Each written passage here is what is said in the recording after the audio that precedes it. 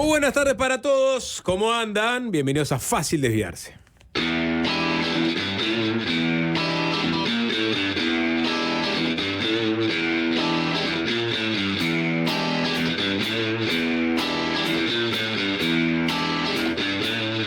Les voy a hablar desde el corazón.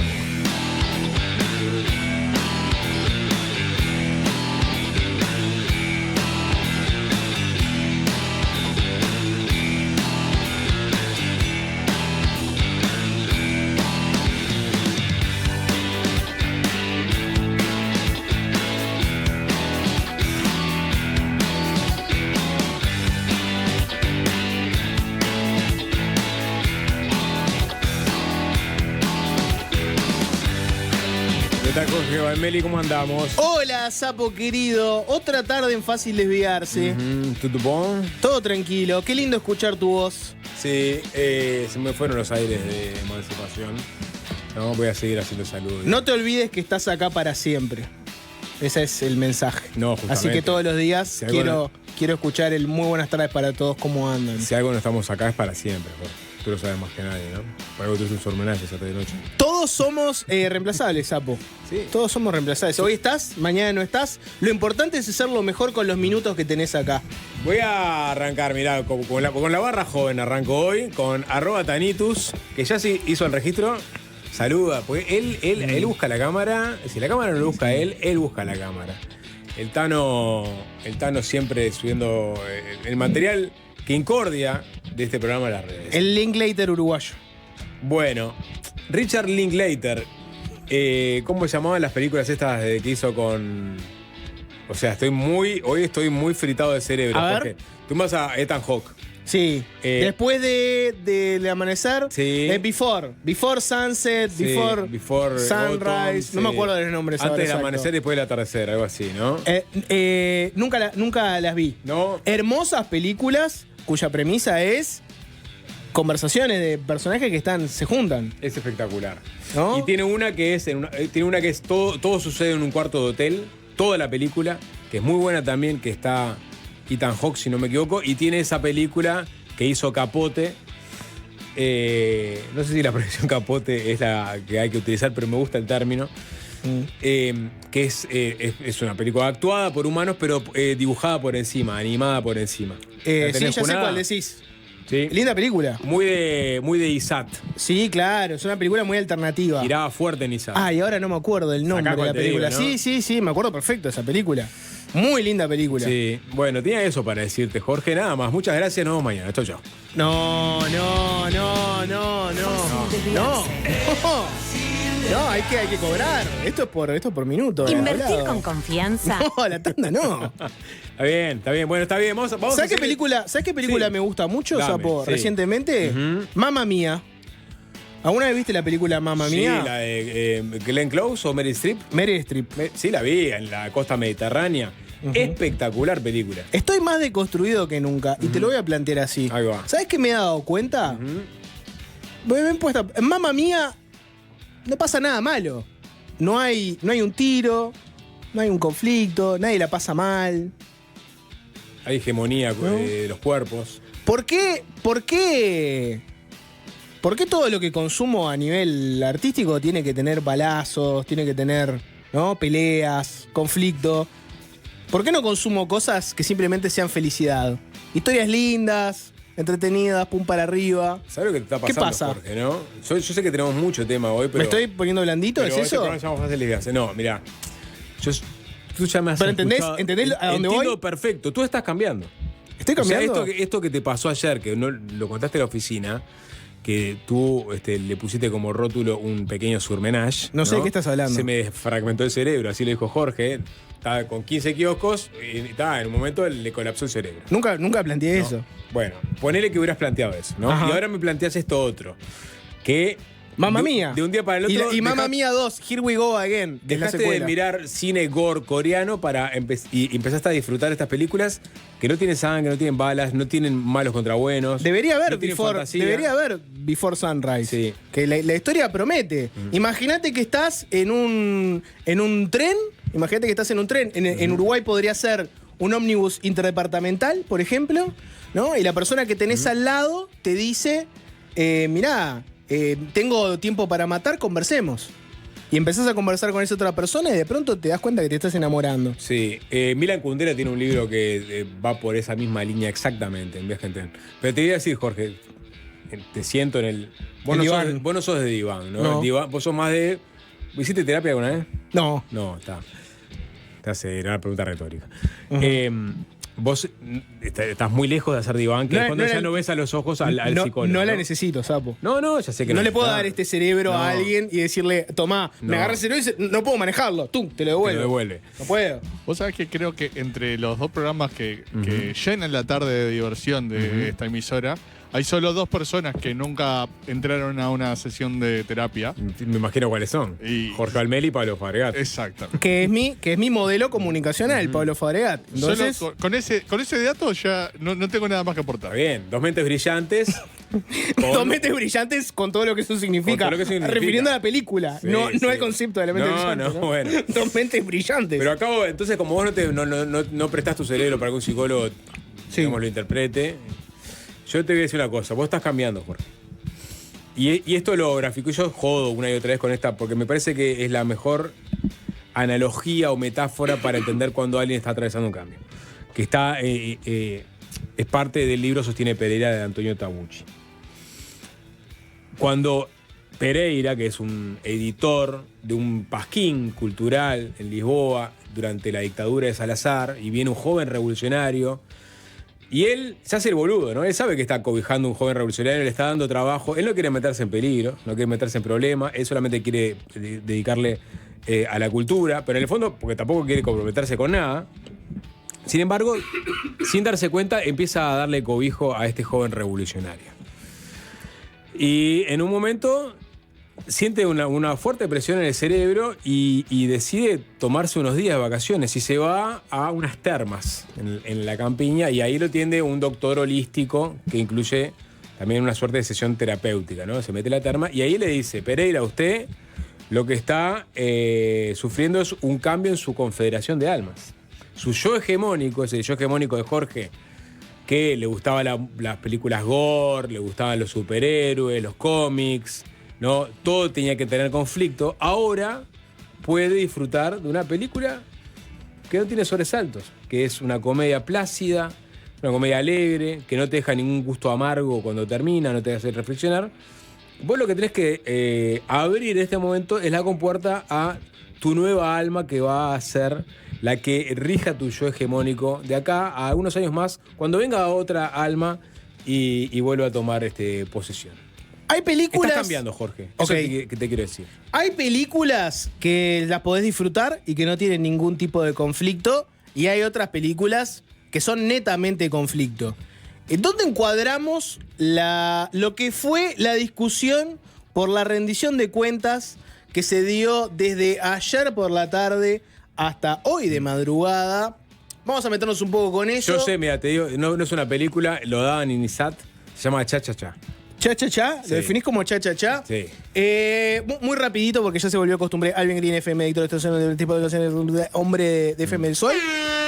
Maca Saavedra, escaladora periodística. Y Cecita Argiacosa, una leyenda del audiovisual. Perfecto, listo. Rendición de cuentas. La pregunta que nos convoca hoy en Fácil Desviarse es: Álvaro Perrone, ¿héroe o traidor? 097-441-443 y el chat de YouTube. Pero No me gustan las dicotomías. me interesa mucho el análisis politológico de la audiencia de Fácil Desviarse, que básicamente, si escuchás este programa, automáticamente sos un politólogo. Manden mensaje porque vamos a estar leyéndolos. Pero para desarrollar esa pregunta, primero tenemos que ir a desarrollar la información. La Cámara de Diputados aprobó en la madrugada de hoy el proyecto de rendición de cuentas del gobierno de Yamandu Orsi. Ahora pasa a la Cámara de Senadores, donde el Frente Amplio cuenta con mayoría. Y bueno, más allá de que hay discursos, formalidades, es un trámite. En Diputados, donde el Frente Amplio no cuenta con mayoría, es otro tema. Y ahí el Frente Amplio, Sapo, y los partidos de coalición aprobaron el proyecto en general. Hasta ahí podríamos decir que es una película como Before Sunset. Hay que decir que antes es una película sin conflicto. Sí. Bueno, estamos los dos de acuerdo, se aprueba. Te voy a decir una cosa. Antes venía con un artículo único, la rendición de cuentas por lo general, y era simplemente un balance de la gestión anterior del último año. Apruébese. Apruébese. Ahora vino con estos aditivos que tienen que ver con gastos extra que esta administración tiene que realizar, y es por eso que lo articulan detalladamente, y eso es lo que generó mayor rispidez. Ahí entra el factor cha-cha-cha. El debate fue sobre algunos artículos claves que dividieron las aguas entre el oficialismo y la oposición. Si yo tuviera que hacer un resumen rápido, el resumen sería: el oficialismo pedía aumentar el endeudamiento y la oposición a priori dijo que no iba a votarlo. ¿Cómo fue esa discusión? Bueno, desde el oficialismo se argumentó a favor de este aumento del tope de endeudamiento neto, ese es el nombre técnico, y partidas extra para el Ministerio de Salud Pública, la Administración de Servicios de Salud Pública del Estado, ACE, y el pago por el acuerdo del Ferrocarril Central. Bueno, por ejemplo, esto decía el diputado frente amplista Federico Preve, argumentando a favor de estos temas.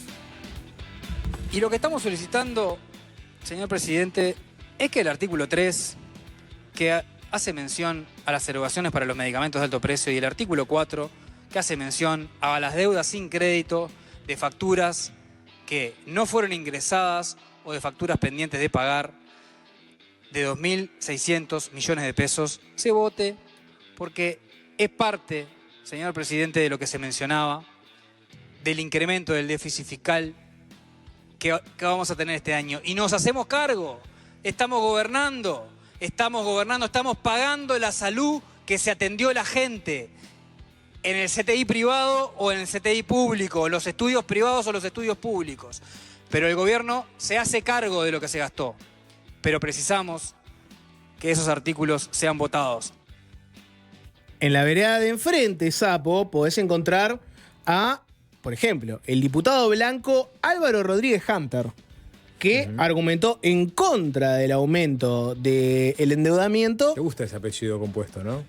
No es compuesto, son dos apellidos. Yo entiendo. ¿Y por qué dijiste entonces el segundo apellido? Porque en redes sociales, por ejemplo, se presenta Sí. así: Álvaro Rodríguez Hunter. Porque te gusta decir Hunter. Primero, me encanta decir Álvaro Rodríguez Hunter. Segundo, entiendo que él lo usa porque quiere diferenciarse de otros Álvaro Rodríguez, Porque ¿no? tiene un apellido con mucho punch. Por eso. El que se llama Juan Pérez, por lo general, quiere añadirle alguna cosa más para diferenciarse, ¿no? Claro. Ahí entra, no, me llamo Juan Manuel Pérez. ¿Es un cazador de votos? ¿Es un hunter de votos? No te lo sabría decir, no quiero ahondar demasiado en el concepto hunter, cazador, pero este Perdón, diputado Jorge. blanco, Álvaro Rodríguez Hunter, argumentó en contra del aumento del endeudamiento y lo hizo de esta manera. Escúchalo, es todo lo que estamos viendo ahora en la transmisión de YouTube. Si quieren, vayan por ahí también. Perdón, en la transmisión del Parlamento no le agregó el Hunter. No, Es un fetiche tuyo. yo, Sapo, ¿sabés qué? ¿Sabés qué hago yo, Sapo? Te digo mi vara. Sí. Vos aplicá la que vos quieras. Yo presento a la gente como quieren ser presentados. Bien. Si yo veo que alguien en redes se presenta con doble apellido, intento meterlo. Bien. Luis Lacalle Pou. Bueno, está. ¿Es un apellido compuesto? No, no es. No, pero bueno, ahí si él, tenés un motivo si él que es- quiere ser Lacalle Pou, Si no es Luis Lacalle, podría generar confusión, ¿no? el otro es Luis Alberto Lacalle Alberto. Herrera. Está bien, está bien. No sé, ¿entendés? Si él se presenta como Rodríguez Hunter, yo lo respeto y lo voy a tratar así. En el Parlamento es de estilo que ninguno tiene doble apellido. A todos le ponen el nombre y el apellido y chau. Bien. Y creo que es ese tipo de reglas, Sapo, que se respetan a rajatabla. No podés venir con tu caprichito de decir, no, yo en realidad ¿No puedes pedir soy... que te pongan el apodo, por ejemplo? No, Sapo Sas. El Caroso Sodano, por No, ejemplo. no corre, Caroso Sodano no No. corre. No, si el día de mañana vos entrás al Parlamento, no te van a poner el sapo como Zócalo mientras hablás. Pero si le digo al socalista, vos. No, dale, vas a ser no. Diego Sass. Está, perfecto. Deep, suplente, Deep S, Diego Sass. Esto decía el diputado nacionalista en contra del aumento del tope del endeudamiento.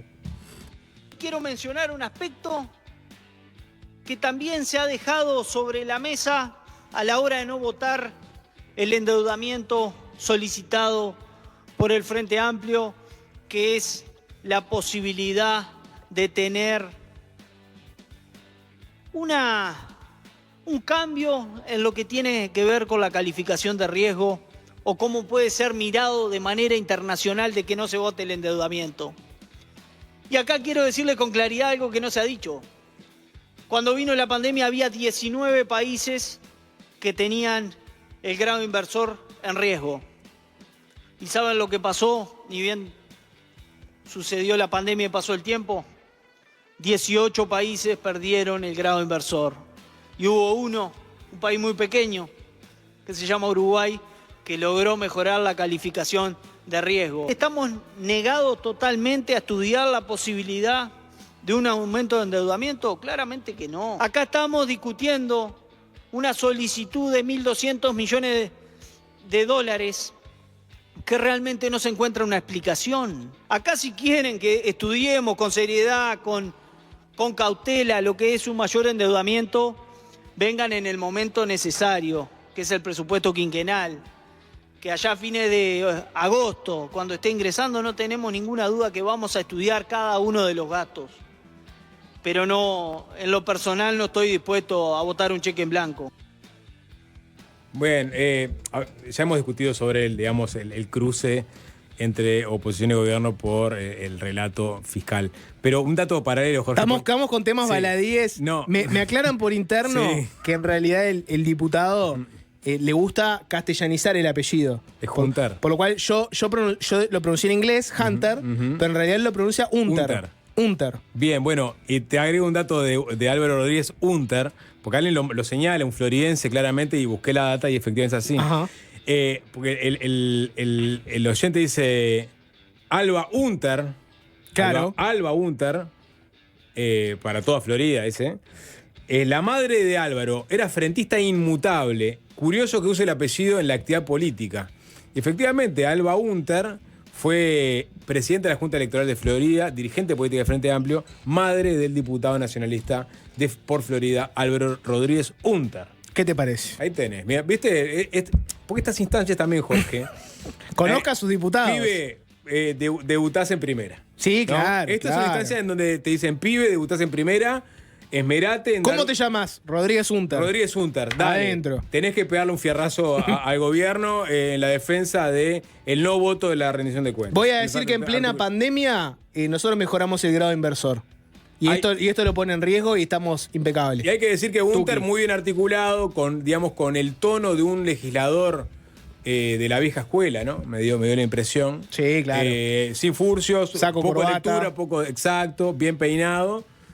Dio los palos que tenía que dar y ahí se recibió de legislador. Así quedó configurado el escenario, Zapito, oficialismo y oposición de acuerdo en general con el proyecto y divididos sobre el endeudamiento y las partidas extra. ¿O no? Me corrijo, porque en realidad, si vamos al detalle fino, en diputados se aprobó en general por 93 en 96 votos. Es decir, hubo 3 diputados que no votaron la general del proyecto de rendición de cuentas. Los votos negativos fueron de un colorado, Pablo Perna, y los 2 votos de Identidad Soberana. Mucha gente se está preguntando por qué Identidad Soberana votó en contra. Bueno, yo les recomiendo que busquen el discurso completo para aquellos que quieran ver la mejor versión del Dr. Salle.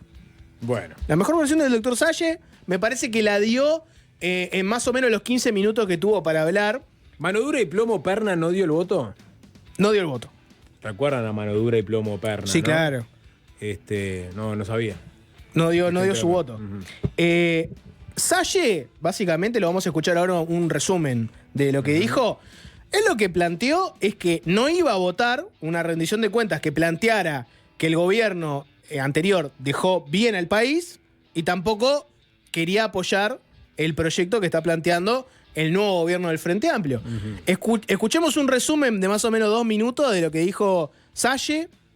A mi entender, la mejor versión de Salle, sin estridencias. Dijo, no vengo acá para ofender a nadie, voy a plantear mis puntos de vista, y arrancó. Pues esa es la forma, quizás no en el contenido también. Bueno, escuchalo y opinalo. Cierto, discúlpeme, no lo tomen a mal, pero no es cierto que estamos bien. Si vino la industria frigorífica, vino el FOICA, ¿no? A decirnos, estamos en la lona. Y si la rentabilidad del campo es malísima, que yo me lo cuenta un amigo que tiene campo, y si tras cartón la Agenda 2030 me dice que las vacas con sus eruptos y con sus gases son malísimas y que tenemos que ir a la carne sintética de Bill Gates, ¿qué futuro tiene el Uruguay? ¿Qué industria? Porque vino Gabriel Odone, el ministro de Economía, sincero él, y dice, bueno, necesitamos inversiones. Y yo le pregunto lealmente, sinceramente a cada uno de los colegas diputados, ¿qué inversión puede traer el Uruguay? ¿Y saben cuál es la respuesta? La inversión extractivista. El proyecto es traer inversiones contaminantes, inversiones extractivistas, vino Google a chuparnos el agua, vino el hidrógeno verde. El que está escuchando este plenario y escucha, hicimos tal cosa, hicimos tal otra, y gana 30.000, 40.000 pesos por mes, nos está repudiando. Está diciendo, esta gente es un conjunto de privilegiados que están fuera de la realidad. Y cuando vienen aquí a pedir el subsidio, la extensión del subsidio, le vamos a salir con todos estos argumentos, hicimos tal cosa, hicimos tal otra. A ver, se habla aquí de la salud. Está quebrada la salud. Está quebrada la salud, señores. Están todas las mutualistas privadas en rojo. Me hablaban, por ejemplo, del interior. Bueno, en el interior profundo queda el 4% de la población. Porque claro, si vos tenés montes, evidentemente la población se va. ¿Y de dónde se va? Se van los cinturones periféricos de las ciudades del interior. Y yo recorro las ciudades del interior. Y las carreteras están muy bien.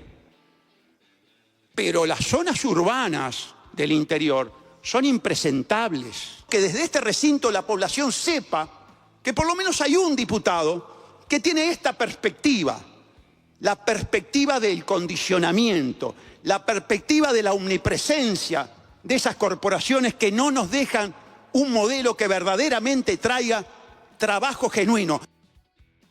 Ahí tenés un resumen sapo de la locución de Gustavo Salle, el líder de Identidad Soberana, y su argumento de por qué no iba a votar ni siquiera en general el proyecto. Sí, esta es la mejor versión de Salle.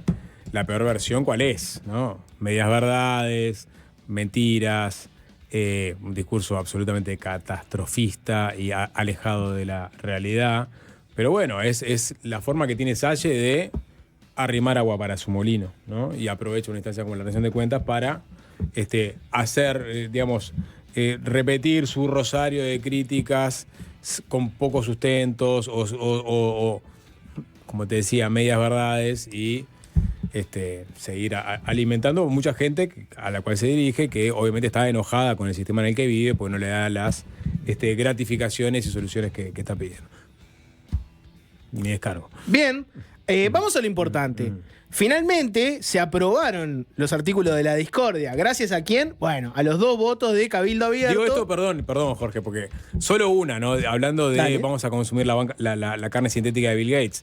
Tenía ahí, si va a la Cámara de Senadores, le dice a Sebastián da Silva, ¿qué pasa con la carne sintética? Y Sebastián da Silva dice, no, nosotros prohibimos su importación, producción y comercialización por 5 años. Es decir, Uruguay por 5 años no entra carne sintética. Así que se quede tranquilo, Salle, que el gobierno pasado, a contrapelo de lo que pasa en el mundo, donde los estados invierten en investigación, no está prohibido en Uruguay, ¿no? Para ver si es eventualmente una producción sostenible y de rentabilidad. Bueno, en el resto del mundo lo están haciendo, acá se pasó una ley en una rendición de cuentas justamente para prohibirla. Bueno, pero ahí me parece que ahora me llevaste para ese lado. No, me parece interesante lo que planteó Salle ahí. Pero no es verdad. Es decir, ¿cuál es el Está futuro? diciendo, vas a tomar la carne de Bill Gates. No es verdad. No es verdad para vos, que estás acá y que tenés a una serie de legisladores que pensaron que era una jugada maestra decir no puede entrar la carne sintética acá. No, si no el es una resto, jugada maestra, si el resto del mundo va a ir para ese camino, para el camino de la carne sintética. No está dando buenos resultados tampoco la inversión de la carne sintética. Bueno, pero si el resto del mundo decide ir para ese lado, ¿qué lugar tiene Uruguay en el mundo? Que es un país que básicamente Uruguay tiene que ganadero. invertir en investigación para ponerse a tono con el resto del mundo. No es lo que lo está no pasando. lo que pasó el año pasado o el otro donde se prohibió o se le puso un manto de duda a esta producción de forma corporativa para defender la ganadería, ¿no? Que no creo que esté gozando de tan mal pasar, como dice Saya. Bueno, ahora sí, lo importante. Los 2 votos de Cabildo Abierto le permitieron al oficialismo aprobar estos artículos que aumentan el endeudamiento, le van a dar partidas extra al Ministerio de Salud Pública, a ACE, para el Ferrocarril Central. Bueno, Álvaro Perrone y Silvana Pérez Bonavita, los 2 diputados cabildantes que dieron su voto. Perdón, Roel Botari, si no me equivoco, entró en sustitución de Silvana Pérez Bonavita, Jorge. Bien. Era suplente de ella. En realidad el que terminó hablando fue Álvaro Perrone, Sí. el que fue el que fundamentó el voto. ¿Por qué rompieron filas con el resto de los partidos de la coalición? Para algunos, por ejemplo, esta es la señal de que se acabó la coalición. Seguir hablando de coalición en un escenario donde vos tenés a Cabildo Abierto dándole los votos al Frente Amplio para rendición de cuentas, te demuestra que no existe más la coalición, que la coalición hoy son blancos, colorados, eventualmente el Partido Independiente, con lo que pueda aportar por fuera del Parlamento, y más que eso no hay mucho. Bueno, para empezar, Álvaro Perrone en su justificación dijo que en campaña todos hablaron de que no iba a haber mayoría, de que hacía falta negociación, hacer acuerdos. Yo estoy haciendo esto. Es lo que planteó Perrone. Escuchá un fragmento de su justificación. Amenaza que estoy recibiendo a través de Twitter, que me ponen, fíjense a ver cuál es el auto del Perrone, cuál es el auto de la diputada Silvana Pérez. La verdad que llegamos a un momento. Ahora, voy un poco atrás a la campaña. Todos dijimos que en el balotaje ningún gobierno iba a tener mayoría, que había que construir las mayorías. Ahora, eso parece imposible, porque si hubiese ganado los otros, también había que salir a conseguir los votos. Todos hablamos del diálogo, construir mayoría. Es lo que estamos haciendo. Ahí lo tenés, Perrone lo que arranca a justificarse diciendo, bueno, todos hablaban de que iba a hacer falta diálogo, construir mayorías, negociar, y bueno, y ahora a mí me amenazan, me putean y me dicen de todo por hacer justamente eso, lo que se prometió en campaña. Ese es el ítem número 1. El ítem número 2, Perrone podemos decir que alteró los órdenes, alteró el orden de los factores. Dijo, bueno, me piden a mí que yo justifique por qué voy a apoyar estos artículos. Yo diría que en realidad los que se tienen que justificar son los que no los van a votar. ¿Por qué? Bueno, lo explicó en este fragmento de su alocución. Pregunto mañana cuando vaya alguien a hacer una policlínica, levantar un medicamento y le digan, ese medicamento no está. Ah, no está el medicamento, sí, pero mire el déficit fiscal como lo dejamos, mire las calificadoras de riesgo, mire la ministra como recibió un premio en Dubái. ¿Quién le explica eso a la gente? La gente no sabe eso. La gente va a saber si el medicamento está o no está. Por eso nosotros vamos a votar este artículo. El artículo 5, el ferrocarril central. Yo no entiendo por qué no lo pagamos en nuestro gobierno, porque entendía que se iba a pagar en el gobierno nuestro. Fuerte esa última parte, ¿no? Yo pensé que el ferrocarril central lo íbamos a pagar nosotros. Y bueno, ahora tengo que votar esto para que lo pague el que vino después. Hay un intercambio bastante interesante, Sapo. Capaz en un futuro podemos llegar hasta hacer alguna mesa con los legisladores que están más metidos en el tema. Pero José Luis Adjian, que es diputado blanco hoy y fue subsecretario de Salud Pública en el periodo pasado, básicamente dijo que por cómo quedó redactado un artículo, se terminaba aprobando algo que le iba a permitir al gobierno condicionar más la entrega de medicamentos de alto costo, ¿no? Que es esto una discusión muy vieja, pero básicamente, para resumirse a la gente, históricamente, gobiernos tanto frente apristas como de la coalición se han visto enfrentados al tema del medicamento de alto costo. Vos tenés enfermedades raras o tipos de enfermedades comunes, pero que son tipos raros de esa enfermedad, variantes raras, y tratamientos que son muy caros, que Salud Pública los tiene que dar, porque constitucionalmente hay un derecho a la salud, pero que los recursos son escasos, y entonces vos tenés mucha gente que lo que te plantea es la dicotomía entre la cantidad de plata que tenés, el pedido constante que tenés de acceso a nuevos medicamentos, nuevos tratamientos, y una lista de las cosas que ya están aprobadas, y el deseo que tiene la gente y los médicos que eventualmente se lo recetan de acceder a cosas por fuera de esa lista. Históricamente, los gobiernos se ven enfrentados a este dilema. La gente lo que hace es ir a la justicia, se hace una demanda para conseguir estos medicamentos o tratamientos, y la justicia termina condenando al Estado a que los brinde.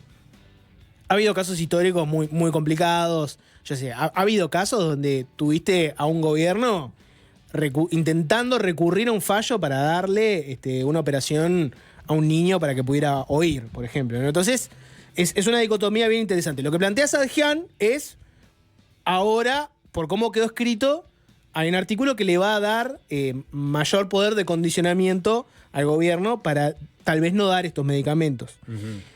Se dio como un debate ahí, que en algún momento nos podemos meter en el fondo de ese asunto, pero lo que nos importa acá es que Sadjian en un momento le habla específicamente a los diputados de Cabildo Abierto y les dice, están firmando un cheque en blanco porque están aumentando el endeudamiento ahora en la rendición de cuentas, todavía no vieron el presupuesto. O sea, están dándole la plata a alguien que todavía no te dijo en qué la piensa gastar.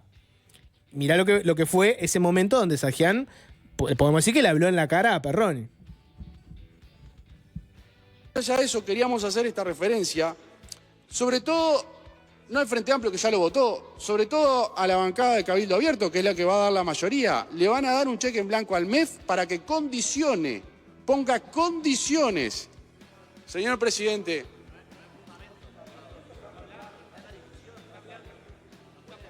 Continúe, diputado. Gracias, no dialogue, presidente. por favor.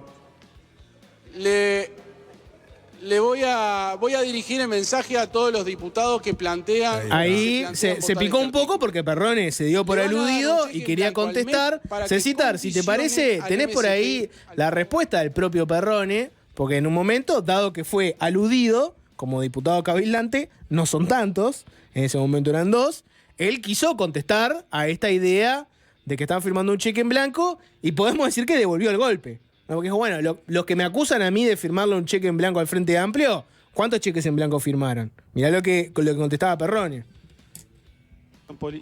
Tiene la palabra el diputado Perrone. Sí, presidente, gracias. Se habló muchas veces de cheque en blanco. Cheque en blanco eran los fideicomisos que votaban el Partido Nacional y el Partido Colorado en Canelones al hoy presidente Orsi. Eso sí que eran cheque en blanco, porque le votaron fideicomisos abultados para que el hoy presidente Orsi hiciera su campaña, llegara a presidente. Mesa, diputado. Y eso es la incoherencia. Primero le dieron todo y ahora se lo votan negativo. Lo subieron y ahora lo quieren bajar. Los cheques en blanco pasaron los fideicomisos en Canelones. Ahí está, un poco de ringirranga. Ringirranga intracoalición, ¿no? Sí, el tema de fondo que planteaba Sadjian es, nosotros, como es de estilo, se vota, cuando viene un artículo único de rendición de cuentas, se vota porque es casi con protocolo. Esta innovación de poner artículos donde se especifica y se le pasa factura al gobierno anterior por algunos incumplimientos, aplazamientos de pagos. Bueno, no, esto no lo vamos a votar. Y aparte nosotros queremos, para aumentar el tope de endeudamiento, queremos ver cómo piensa diseñar el presupuesto quinquenal este gobierno. Ponerlo en el presupuesto. Esa es un poco la discusión de fondo y ahí Perrone le devuelve con, no me hable de cheque en blanco, cuando te estuvieron transando ediles en la Junta para votar fideicomisos sin saber muy bien hacia dónde iba a ir ese dinero. Lo levantaron a Orsi aprobándole todos los fideicomisos en Canelones para que gastara plata y ahora que es presidente lo quieren bajar no votando las cosas y me agarran a mí. Sí. Ese sería el argumento de Perrone. Pero no sé si tenés algo más porque apareció Perrone, Roel Botari, sé que lo quisiste ningunear. No habló. No habló solamente. Entonces, vos planteaste al inicio de este bloque. Álvaro Perrone, sí. ¿Héroe o traidor? Porque vos podrías tener las dos interpretaciones. Una interpretación sería Álvaro Perrone, héroe. Es una persona que es oposición. En campaña se planteó que no iba a haber mayoría, por lo cual hay que negociar, hay que dialogar, hay que hablar. Perrone se encontró con esta rendición de cuentas de parte del gobierno de Yamandu Orsi, lo analizó y dijo, bueno, me piden plata para salud pública. Hace falta medicamentos de alto costo, está con problemas económicos, le voy a dar esa plata, confío, me parece que son cosas buenas para poner la plata. Ferrocarril Central, bueno, era una cosa que quedó del gobierno pasado, pensé que lo íbamos a pagar nosotros, bueno, hubo que diferir, está bien, que lo pague si necesitas aumentar el endeudamiento para pagarlo, pagalo. Ese sería el argumento de héroe. Es una persona que pensó en el bien de los uruguayos y dijo, esto me parece que le va a hacer bien a los uruguayos. Después tenés la otra interpretación, que sería Álvaro Perrone traidor. Es una persona que fue en coalición junto a Cabildo Abierto para ganarle al Frente Amplio, pierde las elecciones y ahora que la oposición tiene la chance, al tener un Frente Amplio sin mayorías, de exigir más, de negociar mejor, de controlar mejor. Acá, si cada uno se corta por la suya y negocia por la de él, lo que va a pasar es que el Frente Amplio se lo va a terminar comiendo y van a estar 5 años sin poder hacer una oposición fuerte. Cada uno va a hablar para su tribuna, va a dar discurso, pero cuando llegue el momento de votar, si la coalición rompe filas, lo que va a pasar es que el Frente Amplio le va a ganar todas. Esa sería la interpretación héroe o traidor. Te gloso un poco los puntos que tenés acá. Vos, después de las elecciones, enseguida tuviste consideraciones, por ejemplo, de Manini, que dijo que no tenía mucho sentido una coalición en oposición. Eso fue en los primeros grandes titulares que tuviste después de las elecciones de noviembre. Es decir, no hay que esperar que Cabildo Abierto trabaje abroqueladamente con los otros partidos de oposición en todos los temas. Lo otro es Cabildo Abierto, con la magra votación que tuvo, si trabaja en coordinación completa con los socios mayores de la coalición, se pierde en la nada, ¿no? No marca agenda, sigue atrás de la agenda de los dos grandes partidos, Cabildo Abierto se pierde en la nada. Esa era la otra lectura que hacía en Cabildo. Después tenías una discusión intra-Cabildo, es Álvaro Perrone y Silvana Pérez también, pero sobre todo Perrone, que es el que es más activo, de hecho es el que da entrevistas. Silvana Pérez es el único que habla. Silvana Pérez es muda. ¿Cómo? Es el único que habla. Silvana Pérez Bonavita es muda. No, bueno, no es muda, pero entró Roel Botari, por eso quizás no la escuchaste. ¿Vos le escuchaste la voz? No. Silvana Pérez Bonavita. Bueno, no, pero lo cierto es que no da entrevistas. Pero ahí estaba la pregunta. En algún momento incluso Perrone llegó a deslizar, la banca es mía, no es del partido. Es decir, yo me gané los votos. Manini enseguida salió a aclarar, no, acá no hay ningún temor de que Perrone en algún momento tome la decisión de quedarse con la banca y se vaya de Cabildo. ¿Quién manda? ¿Manda Perrone o manda Manini? Ahora, si vos te vas a unas notas de noviembre del año pasado, cuando se empezaba la gente a preguntarse, bueno, ¿con quién va a transar el Frente con minoría en diputados? Bueno, y ahí aparece el nombre de Álvaro Perrone. Y le fueron a preguntar a Perrone por, bueno, cómo se veía en la próxima legislatura. No había mucha alternativa, ¿no? O era ir a hablar con Perrone o era ir a hablar con Manini. Sí, exactamente. Perdón, con Salle quise con Salle. O agarrar a Plata y Plomo Perna. Algún disco lo que se corte por la de él. Muy raro.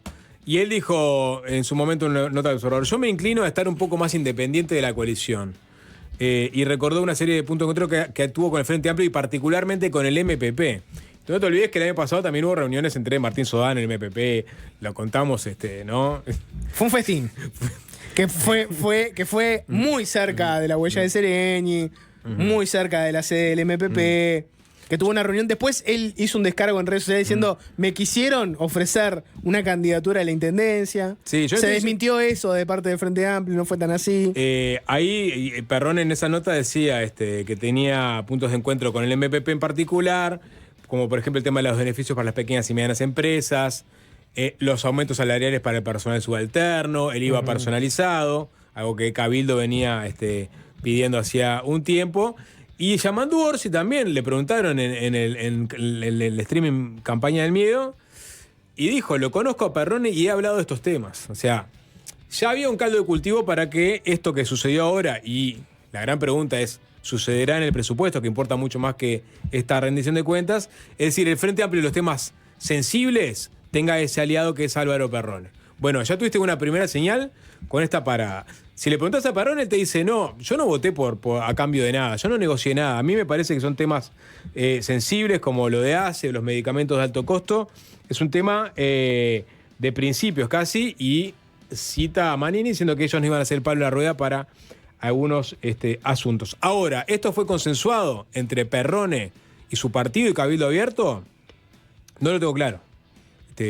Hasta ahora no tuve ninguna respuesta. Perrone digo, ante la consulta, dice, por lo general en este tipo de temas están alineados, no significa que haya sido una cosa absolutamente consensuada. No sabemos si acá hubo un paso previo de preguntarle a Manini qué te parece. Bueno, exactamente.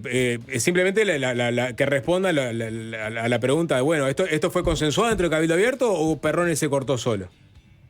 Y también es el primer paso en esa otra hipótesis de que Perrone lentamente tiene el poder de su voto, y puede cortarse Tiene solo. la llave, maestro. Por ahora, sapo. es lo que dice el propio Perrone. Bueno, este tipo de cosas, en principio, por más que no se hable de todo, están consensuadas. ¿No conocés la expresión, sapo? Seguramente la debes haber escuchado más de una vez. ¿No existe el almuerzo gratis? ¿No hay almuerzos gratis? ¿Cómo? Bueno, there's no such thing as a free lunch. No hay nada como un almuerzo gratis. Ya hicimos especulaciones varias sobre el futuro de Perrone acá Si 5 vos años. tenés la llave maestra que permite conseguir una mayoría parlamentaria y te la viene a pedir Orsi, te la viene a pedir Delgado, te la viene a pedir Javier García, te la viene a pedir Andrés Ojeda, te la viene a pedir el Pacha Sánchez, te la viene a pedir Carolina Cose, ¿no pedís nada? Vas dando la llave maestra una y otra vez a todo el que te la pida, según si te parece ético lo que te están pidiendo o no, o no negocias algo a cambio y decís, mirá, tengo la llave maestra, la uso, vamos a abrir la puertita que a vos te interesa abrir, pero yo quiero algo. No está mal visto negociar si vos negociás, si vos, digamos, compartís, tenés punto de encuentro con, en este caso, la bancada del oficialismo, en temas como ACE, medicamentos de alto costo, otro capaz que no, pero vos ves que hay caldo de cultivo para que el gobierno te lleve algo de tu agenda en el próximo presupuesto, y está. Eventualmente yo, cuando haga el planteo en el presupuesto, si yo le di el voto ahora, bueno, seguramente me la lleven. Y no puedo avanzar mucho más que eso porque sería especular por completo con el futuro político de Perrone, que por ahora es Cabildo Abierto, y hay que ver Cabildo Abierto y Guido Manini Ríos en particular, cuando se le da la consulta de por qué su partido no votó alineado con la coalición, qué es lo que va a responder, ¿no? Esa es una pregunta que queda por hacérsela y que aún no tenemos respuesta. Bueno, no me respondiste héroe traidor, ¿no? Que era la pregunta. 0974. Político. Álvaro Perrone, un político de pura cepa. Político de pura cepa. Señores, el único que... Bueno, Silvana Pérez también renovó la banca. Pero una desbandada de diputados de Cabildo. ¿Quién quedó ahí? Un ex colorado. Lo de Perrone fue diputado del Partido Colorado. Lo de Perrone, dentro de todo, es entendible. Yo creo que la verdaderamente maestra de es Silvana Pérez Bonavita, que renueva banca sin emitir palabra, ¿no? No sé cómo lo hizo, es como un acto de ventriloquismo, no sé, no emite palabra, sin embargo, tiene los votos, tiene banca y tiene la llave maestra. ¿Es el poder detrás del trono? Tal vez sea el poder detrás del trono, Silvana, no lo sabemos. Sapo, hay mucha cosa hoy en Fácil Desviarse, como por ejemplo, enumero una larga lista. Fue el fiscal Ricardo Percivale convocado al Parlamento. Para la oposición, sus declaraciones en el Parlamento, que no las conocemos porque no fue grabado, sus declaraciones demuestran que en Fiscalía se hacen operaciones políticas. Para diputados afines al Frente Amplio, en realidad sus declaraciones demuestran todo lo contrario, que no hay operaciones políticas en Fiscalía. ¿Cuál es la verdad? Lo podemos discernir más adelante. Hoy viene un experto. Cada tanto hay que abandonar el ruido político, el dime, direte, fulano dice tal cosa, mengana dice tal otra, y hay que ir a hablar con un experto. En este caso el experto es experto en picudo rojo. El ingeniero Colominas, exactamente. Vamos a hablar del picudo rojo, sí. La amenaza global que desembarcó en Uruguay y está matando nuestras palmeras. Basta de aniquilar la palmera uruguaya, la guerra contra el picudo rojo empezó. Y vamos a averiguar qué munición tenemos. Germán de Agosto viene después de las 6. ¿Por qué está tan barato Brasil y cuándo va a dejar de estarlo? Ya perdimos el changüí de viajar a Argentina a comprar barato las cosas. Ahora se abrió una ventanita en Brasil. ¿Cuánto tiempo dura? Eso y mucho más nos cuenta Germán de Agosto. Pero antes de todo eso, el Sapo tiene algo para proponerles. Y esa propuesta es la canción de arranque. ¿Ubicás el programa FA? Que hacen como unas tenidas musicales. No me sale, Mex se llama, nunca me va a salir el apellido vasco. Es un programa argentino. No que lo ubico. ¿Nunca lo viste? Está muy bueno. Es como. Él es músico y también es conductor de televisión. Mex Urtiz Berea. Urtiz Berea. ¿No lo tenés visto? No. De lentes. De lentes. Capaz lo ubico de imagen, pero no de nombre. ¿Has visto mil versiones que han salido de ese programa que son, digamos, van artistas conocidos y tocan con la banda estable? Y tal, salen buenas cosas. Milo J estuvo hace poco haciendo un clásico argentino, creo que fue El himno de mi corazón. En fin. Y la otra vuelta hicieron como viste, lo que se es estilo ahora es que en un programa de radio haga un Luna Park o un teatro de verano, digamos, vayan a los grandes recintos para encontrarse con su público. Del Sol no está chupando rueda esa propuesta. Lo más parecido fue La Vela y Fácil Desviarse en Magnolia Sala. Ahí está, ahí tenés. Una cosa así. ¿No? Tampoco es el espíritu, porque ahí están los conductores arriba del escenario haciendo el programa y ahí está Mex. Sí. Pues, Empezó como siendo un programa que hacía en su casa él, con gente que invitaba de gente de todos lados. En la pandemia, ¿no fue? Enseguida post pandemia. Y los músicos en principio eran medio muy improvisados. Empezó a profesionalizarse con el paso de los programas, digamos. Está re pro y hay tremendas versiones Claro. ahora, o sea. Ahora hace está muy bueno. grandes shows en teatros con mucha mezcla de músicos de diferentes lados, músicos que son como sesionistas de su programa. ¿Pero es del palo? Es re de recontra palo, del porque palo. de hecho, mirá, porque esto me llevó a... Yo estuve en Colombia hace un tiempo atrás, ¿no? Y en Colombia, en cualquier lado donde vayas, vas a encontrar bibliografía de Pablo Escobar. O sea, hay cientos millones de libros diferentes de Pablo Escobar. Me han hecho mucho chiste, Sapo, de que en donde estés hay alguien haciendo un tour de Pablo Escobar estuvo acá. No, es salvaje lo Escobar. Yo me acuerdo cuando habían liberado a Ingrid Betancourt, la FARC había liberado a Ingrid Betancourt hace mucho tiempo, pero estaba en el aeropuerto, no me iba a comprar un libro de Escobar, me terminé comprando un libro de Escobar de una periodista colombiana que entrevista al Popeye, que era uno de, digamos, su mano derecha. Y fui después de ver el programa fui al libro y vi los últimos momentos de Escobar, que al parecer a Escobar le tiraba mucho la familia iba a ser deportada a Alemania, iba a ser deportada, no, iba a conseguir asilo político en Alemania. A último momento, el gobierno norteamericano logra detener esa decisión, la devuelven a un hotel en Colombia, y Escobar desde allí habla con su hijo Juan Pablo, ¿no? Era un cuestionario que le quería hacer una revista al propio Pablo Escobar, que se le hicieron a través de su hijo. Y estaba pinchado el teléfono, ¿no? Mientras respondía a las preguntas, tu color favorito, tu comida favorita, la policía estaba registrando la ubicación exacta de Escobar y hacia allá van y se da el famoso suceso de noviembre del año 93, en donde Escobar ve que llega la policía, trata de escaparse por el tejado, matan a sus guardaespaldas y finalmente termina siendo abatido. El libro termina de esta forma, ¿no? Dice: en el primer piso ha sido dado de baja el Limón, el último de los que lo acompañó. Fue casado en una casa del barrio Los Olivos, lo mata el amor por su familia, la noticia estalla más fuerte que una bomba, el país atento, nadie lo puede creer, el escurridizo Pablo Escobar ha muerto. Así termina el libro que compré yo, un libro bastante malo, hay que decirlo, mal escrito, pero que tiene mucha data. ¿Esta es una intro para Me Matan Limón? Exactamente. Todo para, ¿Se olisqueaba? ¿En serio? Invitaron a Ciro de Los Piojos, que se mandó tremenda versión de Me Mata Limón. Tremenda versión, pero no está subida a Spotify. Entonces les recomiendo que vayan a... Si querés tirarla de Spotify, tiramos la de Spotify. ¿Viste que Dijiste Me Matan Limón y tenías mi curiosidad. Ahora que dijiste es una versión, mi atención. Y dijiste Ciro y ahora es mi enamoramiento, Sapo. Porque yo no sé si Ciro alguna vez había interpretado un tema de Los Redondos. No me suena. Así que después de Los Redondos... ¿Ricoterólogo? ¿Te suena? No, A mí no. Para mí fue una rareza, porque Ciro es más del palo Stone, digamos, ¿no? Recontra. De hecho, cuando hace versiones, por lo general hace versiones de blues, hace versiones de los Rolling Stones. No tengo el recuerdo de que haya hecho alguna vez, se haya puesto en la voz del Indio Solari. Y lo hizo en el programa de Mex, en vivo, ante un público. No sé la calidad de sonido, pero experimentémosla.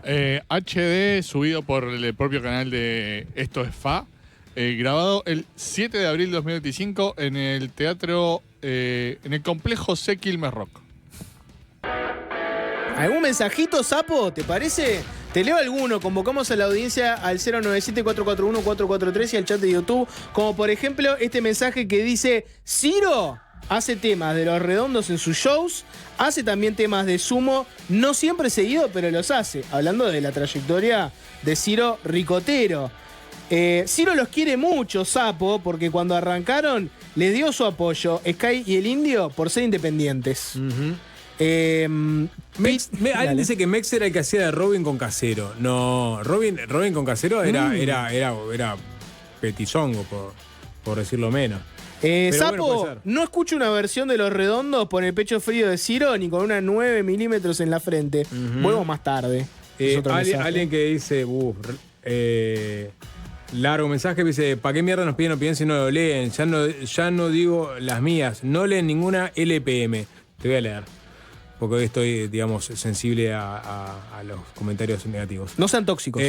No sean tóxicos. Perón jamás fue un traidor, y jamás lo fue porque si analizan sus declaraciones y actitudes, siempre fueron contrarias a la coalición republicana, y sobre todo siempre manifestó un encono y un odio visceral al gobierno anterior, y en particular al PN. Se podría decir que actuaba cumpliendo órdenes, pero declaraba siempre contra el gobierno. Sus expresiones posteriores a ser reelecto fueron siempre una declaración de disponibilidad hacia el Frente Amplio a cambio de que, nunca lo sabremos, o sí. A la pregunta concreta, no traicionó porque siempre actuó como apéndice de Manini. Hoy sigue siendo apéndice, solo que cambió de cuerpo. No comparto todo el análisis, pero sí me gustó la frase odio visceral. La expresión odio visceral juega. Hay que decir que Perrone fue la primera persona en criticar al gobierno, antes que el Frente Amplio, cuando Azucena Arbeleche, si no me equivoco, compareció en el Parlamento en 2020 y la criticó por las exoneraciones que reciben algunas empresas y que tendrían que ser revisadas, ¿no? Más mensajes, como por ejemplo este que dice: queda claro que la oposición perdió una gran oportunidad. En lugar de plantarse firme frente al Frente Amplio sin mayorías, algunos deciden negociar para ellos mismos, no para el país. Lo de Álvaro Perrón es lamentable. En vez de fortalecer un bloque opositor, termina alineado con el oficialismo. Ese es un mensaje largo que manda un oyente. Otro pone simplemente Salle al Senado, como con todos sus pires y desbarranques. Salle dice más verdades que muchos políticos de otros partidos. Sapo, te duele. Que me diga qué verdades dijo Salle ayer. Es mentira lo de. Otro mensaje. Es mentira que lo de Google viniendo a chupar el agua. La conexión de agua de Google es similar a un edificio de oficina común. Es un bolazo y hidrógeno verde no es como Google, pero tampoco es que no es un consumidor desenfrenado de agua del acuífero guaraní. Perrón es mi héroe en este lío, es otro mensaje, por ejemplo.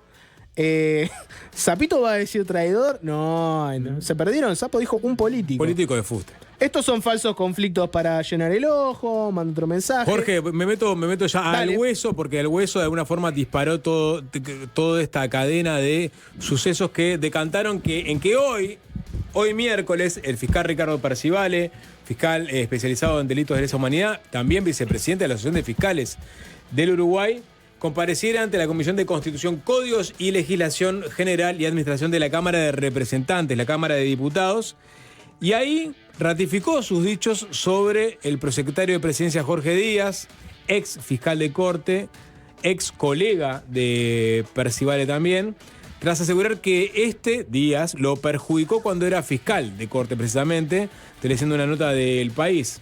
Hubo conferencia de prensa convocada por los legisladores de la oposición. Ahí el diputado nacionalista Diego Echeverría dijo que en la comparecencia se dijeron cosas delicadas. Esta es la palabra.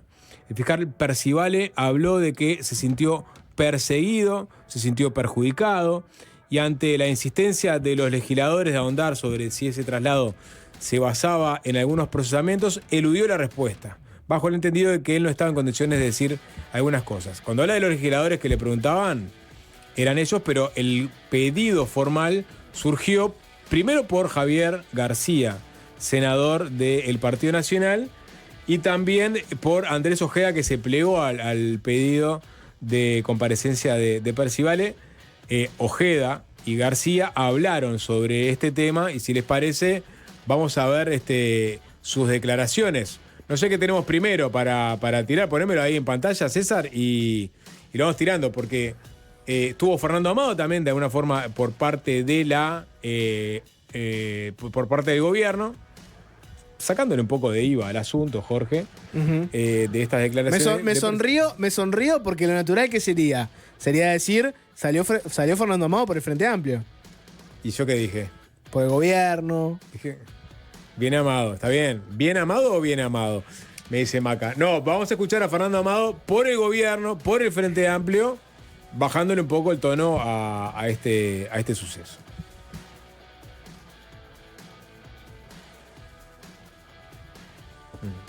quedó en pausa, Amado.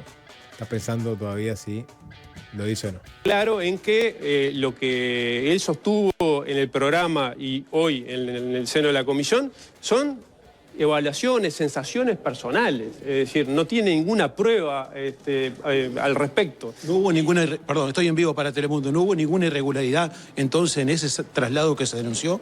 No, irregularidad no. Lo que pudo haber, y de hecho, bueno, es lo que el fiscal hoy Percival en la comisión dijo con total transparencia, honestidad y claridad, bueno, una sensación de perjuicio hacia su figura, hacia su carrera, la cual tiene todo el derecho del mundo. Cualquier funcionario público ante determinada digamos, directiva de un superior, verse afectado. Ahora, eso es una cosa y otra cosa es montar un circo tremendo en el cual se quiere prácticamente que vincular a una trama oscura, secreta, de conspiración impresionante, en donde, o casualidad, ¿a quién se vincula?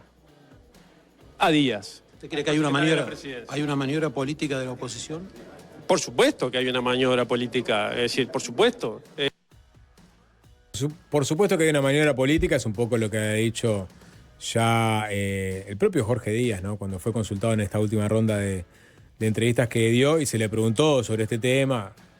Incluso se lo notaba un tanto ofuscado porque se le quitaba el foco a lo que él quería comunicar, que era el proyecto de lavado. Vos le hiciste una nota en 5 sentidos, si no le estoy errando. Bueno, por ejemplo, estuvo en varios medios. La tesis, lo que afirma Jorge Díaz es que él trasladó muchos fiscales en muchas circunstancias y que él entiende que este traslado fue un traslado más de los muchos que hizo.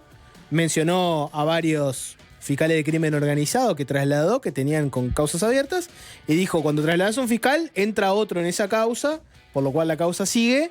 Entonces yo entiendo que la aplicación de la justicia en ningún momento se cortó.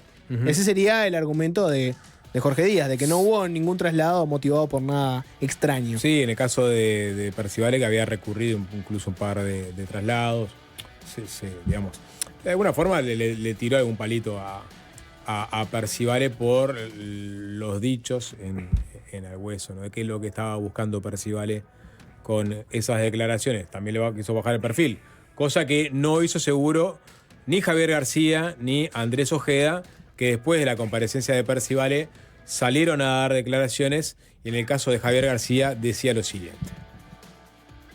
Si eso configura o no configura delito, sí notoriamente una irregularidad administrativa muy clara y una forma de funcionamiento que empezó en el 2012, pero que después, como lo hemos denunciado, personalmente lo hicimos en reiteradas veces, con operaciones políticas destinadas a favorecer o entorpecer determinadas investigaciones de acuerdo a quiénes eran las personas investigadas o involucradas.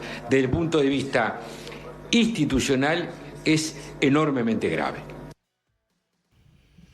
Bueno, para Javier García esta es la demostración de que hubo operaciones políticas en Fiscalía. Sí, Díaz decía que era parte de una política de rotación de los fiscales, y incluso sacó Díaz a relucir algunos tweets de Bordaberry y Larrañaga, que en su momento, cuando se generó la polémica originalmente, lo habían apoyado, ¿no? Lo que plantea Jorge Díaz es de que este traslado se hizo con el conocimiento de la entonces oposición, y menciona particularmente a Jorge Larrañaga y Pedro Bordaberry, que avalan esa afirmación, de que ellos sabían que se hacía este traslado.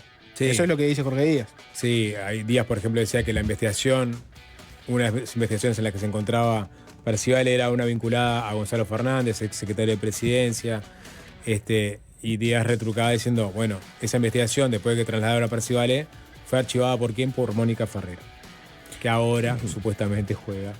Supuestamente, porque en esos juegos que se montan en la retórica política. Ahí hay que sacar a relucir, Sapo, la vieja y confiable. La herramienta de todo periodista, que es gente dice que hay gente que afirma que Mónica Ferrero de alguna forma estaría alineada o no a la coalición. Sí. Si les parece, podemos escuchar a Andrés Ojeda, que también habló de este tema. Ojeda fue, junto con García, uno de los promotores de este llamado de Percival al Senado. Se frustró porque el Frente Amplio tiene mayoría y lo bloqueó, y finalmente se termina dando en diputados. Esto es lo que decía Andrés Ojeda. Le preguntó, y en esto quiero ser textual porque es muy importante y creo que es el meollo de lo que fue la declaración de hoy y la comparecencia del fiscal Percivale. Le pregunta, ¿tiene asidero decir, bueno, acá dice que el traslado inmediato de Percivale fue para evitar el procesamiento de alguien y de alguien importante? Y Percivale le dice, tiene asidero, pero yo no lo puedo decir. O sea que evidentemente, más allá de que no lo diga, al decir que tiene asidero, claramente está diciendo que su traslado, al cual dice que no tiene ningún fundamento de servicio, porque ustedes sabrán, los fiscales no se trasladan discrecionalmente, se trasladan argumentados generalmente por razones de servicio. Al no tener razones de servicio, lo que termina diciendo Percivale es que lo trasladaron para evitar el procesamiento de alguien importante a quien no quiso identificar. Yo les decía que Ojeda y García quisieron llamar a Percival en el Senado, no pudieron porque el Frente Amplio tiene mayoría, y que eso va a generar una cosa muy, muy peculiar, y es que va a tener mucho protagonismo diputados, y en el Senado por lo general están los líderes de políticos de los distintos partidos, ¿no? Puede darse muchos casos de estos, donde quieran hacer algo para tener determinado protagonismo político y no puedan, porque el Frente Amplio los bloquee. ¿Quién hizo la pregunta a la que se refería Andrés Ojeda? Que dijo, le preguntaron a Percivale si se puede decir que tiene asidero, que lo trasladaron porque iba a procesar a alguien importante. Lo hizo Gustavo Salle. Por una cuestión que tiene que ver con quién tiene mayorías en qué cámara. Van a haber muchas cosas que se pueden dar en diputados y ahí pueden tener otro protagonismo. Y Ojeda termina leyendo una declaración en base a una pregunta de Salle, ¿no? Sí. Se van a dar muchos de estos casos curiosos a futuro, Sí, ¿sabes? sí, todo por conveniencia política para los dos lados siempre. Sí, a mí me conviene una pregunta y la respuesta, y no me importa quién la hizo. ¿Le hizo Salle o le hizo Alvin, que me está pidiendo la tanda en este momento? Picudo rojo, sapo. Sí, basta de política y metámonos en lo que importa. ¿Están en peligro las palmeras de Uruguay? Alguien va a cortar este fragmento y va a ser muy polémico, para fácil desviarse. Tener a un conductor diciendo, basta de política, hablemos de las palmeras de Uruguay, va a ser como recurrente, ¿no? Bueno, en el futuro, cuando no tengamos más palmeras en nuestro país, bueno, ahí quizás... Se van a acordar de mí. Sí, se van a recordar de ese recorte. Ya venimos. Fácil se impone. Fácil desviarse. Durazno, Florida, La Valleja, Maldonado, Colonia, San José, Canelones y Montevideo son hasta ahora los 8 departamentos afectados por el picudo rojo, una plaga invasiva que, si bien fue detectada en 2022, logró avanzar atacando a miles de palmeras en todo el país y cambiando los paisajes. Hace pocos días, en la Comisión de Ganadería del Parlamento, el director general forestal del Ministerio de Ganadería, Agricultura y Pesca, Gastón Martínez, hizo una autocrítica y reconoció que capaz que como sociedad no tuvimos la madurez para enfrentar este problema y ver lo que se nos venía encima y que nos dormimos un poco con este tema del picudo rojo. Algunas de las palabras de Martínez en esta comisión. Para hablar sobre este insecto que se transformó en una amenaza grave para numerosas especies de palmeras que hay en Uruguay, recibimos al ingeniero agrónomo y docente de la carrera de técnico en paisajismo en la Facultad de Arquitectura de la Universidad Hort Uruguay, Gastón Colominas, quien participó en diversas actividades y eventos relacionados con el paisajismo y también viene siendo una voz de referencia en el tema picudo rojo en Uruguay. Gastón, bienvenido, ¿qué tal? Muchas gracias por la invitación, buenas tardes. Bueno, gracias a ti. Arranquemos. ¿Estás acostumbrado, porque ahora ya puedo mencionar lo de la Hort, ¿estás acostumbrado a las preguntas de la ignorancia? Porque en mi caso, mirá que tengo muchas del picudo rojo que van a ser absolutamente básicas. Sí, vamos a arrancar por, exactamente, es una especie exótica. Entonces arranquemos de dónde viene el picudo rojo. ¿Qué es el picudo rojo y de dónde viene? El picudo rojo es un coleóptero, es un escarabajo que es originario de Asia, del sureste asiático. Y llega a Uruguay, en el 2022 se detecta que hay palmeras infectadas, o sea, que llega a Uruguay al menos un año antes, y no se sabe muy bien cómo entró al país, pero una vez que se detectó, capaz que tuvimos, como decía un poco lo que tú leías recién, no tuvimos la suficiente rapidez como para actuar y eliminarlo de una manera o aislar una zona bastante chica en su momento. Cuando apareció el picudo rojo nos dormimos. Sí, capaz que se subestimó un poco la plaga. Yo sabía de qué estábamos hablando, por eso inmediatamente me puse a recorrer y a estudiar un poco el tema de cómo venía Uruguay. Y sí, lamentablemente no se pudo o no se supo atacar en el momento y la plaga se expandió y se sigue expandiendo. No sabemos cómo vino y de dónde vino exactamente, pero el picudo rojo, ¿de dónde es? ¿Dónde lo encontramos? Es originalmente asiático, la zona de Malasia.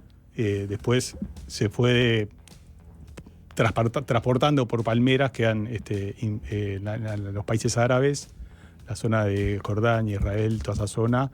Los países productores de dátiles tienen picudo rojo y lo manejan y lo vienen manejando hace muchos años. Y después España, importando palmeras datileras, también lo introdujo hace casi 20, 25 años. ¿Y cómo? ¿Quién fue? A ver, me acuerdo cuando arrancó la pandemia, se señaló una persona en particular que fue la que ingresó el COVID a nuestro país y quedó estigmatizada de alguna forma. No voy a mencionarla, pero todo el mundo sabe de quién estoy hablando. Hay una discusión latente en Uruguay también sobre quién introdujo al picudo rojo a nuestro país. ¿Y alguna señal o alguna coordenada vos te podés tener por desde dónde empezó a avanzar rumbo a la capital? Claro, o sea, hay que estudiar un poco, sí, hay varias teorías. La zona de influencia tiene que ver, o sea, por qué empezó en esa zona, o sea, tiene que haber algo que ver en esa zona. ¿Qué zona es? En la zona en Santa Lucía, Capurro, o sea, el rincón entre Florida, San José y Canelones. ¿Cómo llegó? Evidentemente tiene que haber llegado en algún material vegetal, porque el insecto tiene que haber llegado con el insecto y alguna larva en algún material vegetal que pueda haber soportado el viaje. ¿Cómo lo trajeron? No sé. Las teorías que vienen de Brasil y de México no tienen sustento porque ninguno de los dos países tenía presencia ni reporte de picudo rojo hasta el día de hoy. Brasil ya lo tiene, pero es reciente. Y México no tiene todavía. Entonces, que haya venido por esos lados es medio difícil. Y la anatomía patológica que hizo la Facultad de Ciencias del picudo es la misma que hay en China.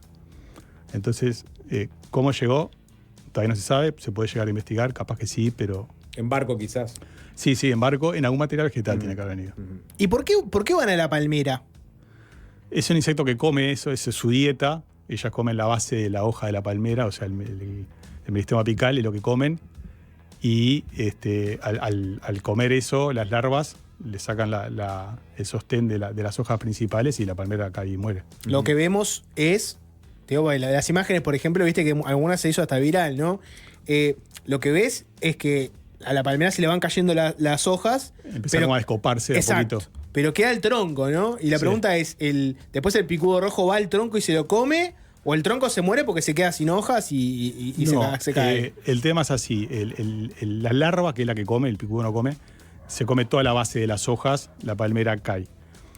Pero no es el picudo que se come la hoja, el picudo va a la palmera, pone la larva y la larva cuando va creciendo... Los huevos crecen larvas. Y la larva va creciendo en la palmera comiendo todo eso. Bien. Va comiendo, va excretando, va haciendo toda una putrefacción eso. Y si la copa esa queda en pie, con el tiempo se empieza a pudrir y todo eso se empieza a pudrir cada vez más para abajo.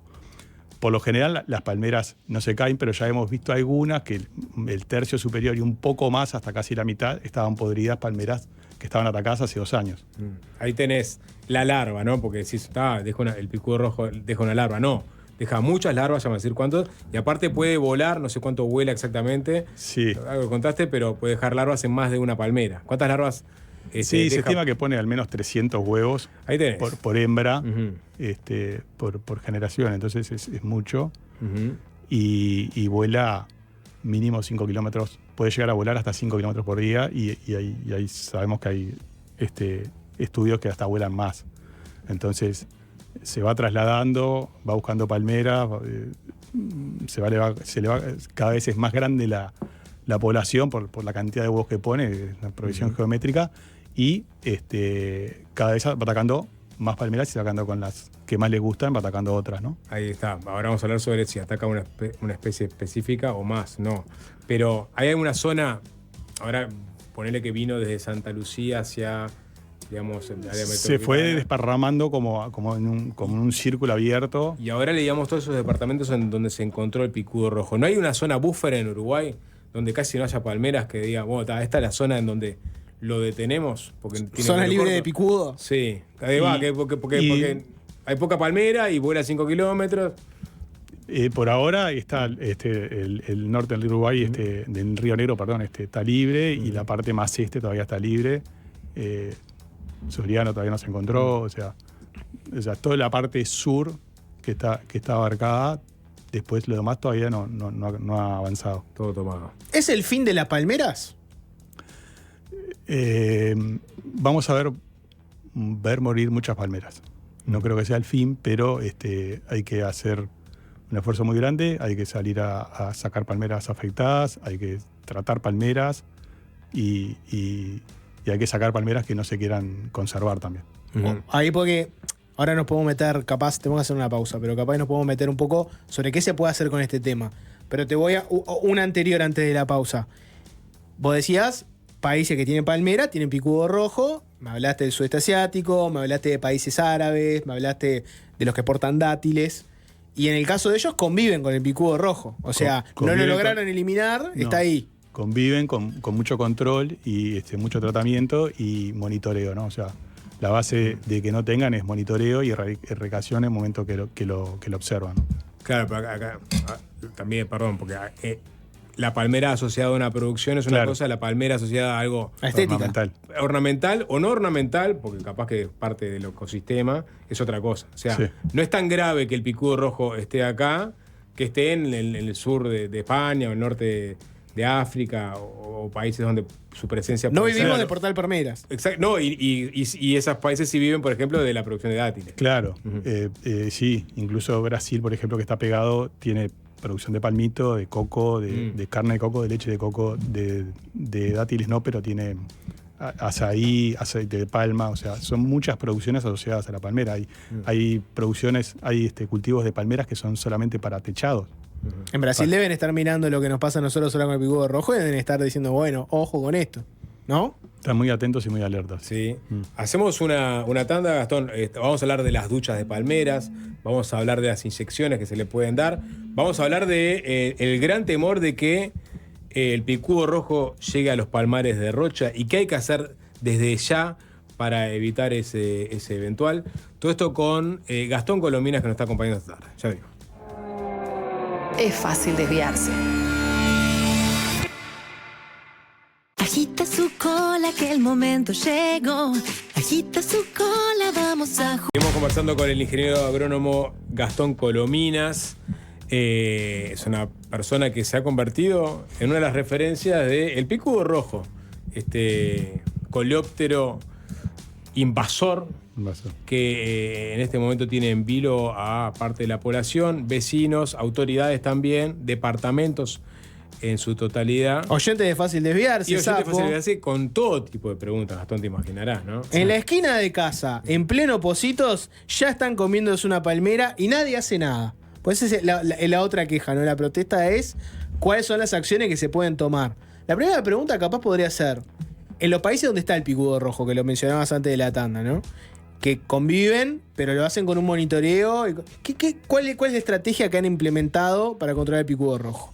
Los países que lo tienen. Sí, la estrategia, el monitoreo, que lo primero es observación visual, utilización de sensores en algunos casos. Son sensores sísmicos que van encima de la palmera y eso puede llegar a detectar ataque incipiente de larvas. Y después tratamientos, tanto con duchas foliares, con endoterapia.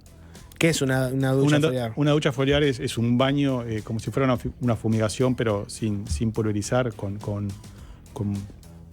con el agua cayendo como más gota más gruesa, como si fuera literalmente una ducha. Como un rocío. Pero viene en el centro de la copa de la palmera un caldo con insecticidas. Endoterapia, que también son inyecciones o cánulas o piquetas que se colocan en el tronco, en el estípite de la palmera, y eso hace que el insecticida circule por la savia y si hay presencia de larvas, la larva se envenena y muere, ¿no? Eso sería, a ver si me lo imagino bien, ¿no? Por ejemplo, poner una cuadrilla de personas con estas estrategias yendo palmera por palmera y haciendo las inyecciones. Sí, se está haciendo a nivel de intendencias, se hace con las palmeras que las intendencias, primero se hizo con Fénix canariensis, que era la palmera que estaba atacando. Muchas intendencias eligieron sus palmeras a cuidar como prioridad paisajística, ornamental y patrimonial, y las han venido tratando. Es imposible salir a tratar todas las palmeras de la ciudad, pero muchas intendencias han hecho varias cantidades de palmeras. Sí, y ni que hablar en el campo. O sea, claro, es inviable. Es ahora. inviable. Pero vos tenés que priorizar entonces recursos humanos y materiales, ¿no? Y por ejemplo tenés la amenaza de los palmares de Rocha. Obviamente el picudo rojo también va a ir hacia ese tipo de palmeras. Sí, el picudo rojo se viene desparramando del centro-sur hacia el norte, este y oeste, ¿no? En la parte este ya llegó a Piriápolis con daño, con afecciones. Y bueno, la idea es trabajar de manera rápida, coordinada, para que no llegue, a que no se siga expandiendo Maldonado y allí que llegue a Rocha, ¿no? En Maldonado están trabajando ya hace un año con cerca de 1000 palmeras y creo que van a ser unas 1000 más. Entonces eso va a ayudar a que tampoco se desparrame tan rápido, ¿no? ¿Eso es que con un dron recorren zonas, identifican palmeras y actúan? No, eso es la intendencia o sea, decide qué palmeras con los técnicos, qué palmeras tratar. Por ejemplo, sé que en Punta del Este se trataron la Plaza de los Artesanos, la zona de la Rambla, en la ciudad de tanto San Carlos como Maldonado, algunas patrimoniales, y van tratando esas zonas. Pero en campos privados no hay palmeras que... En campos privados hay, pero eso lo hacen, si los privados quieren tratarlas, las tratan, si no... Pero no es estéril trabajar en los lugares públicos y después tenés otros tantos lugares privados por donde se puede reproducir. Y bueno, la idea es que todo lo mayor cantidad de tratamientos que se pueda hacer va a ayudar. También, con respecto a la pregunta de Jorge del control, en esos países también usaban trampas de ferormonas, que son atrayente sexual, y atrayente alimenticio, que es una cairormona. Y eso hace que captás una cantidad importante de insectos y con eso podés tomar decisiones, ¿no? O sea, sabés que en esta zona tengo tantos vuelos por semana, por día, por quincena. Y con eso tomas decisiones de cómo hacer los manejos y para dónde llevar los manejos. Justo había un mensaje que preguntaba, decía, pregúntenle qué opina de las trampas de feromonas.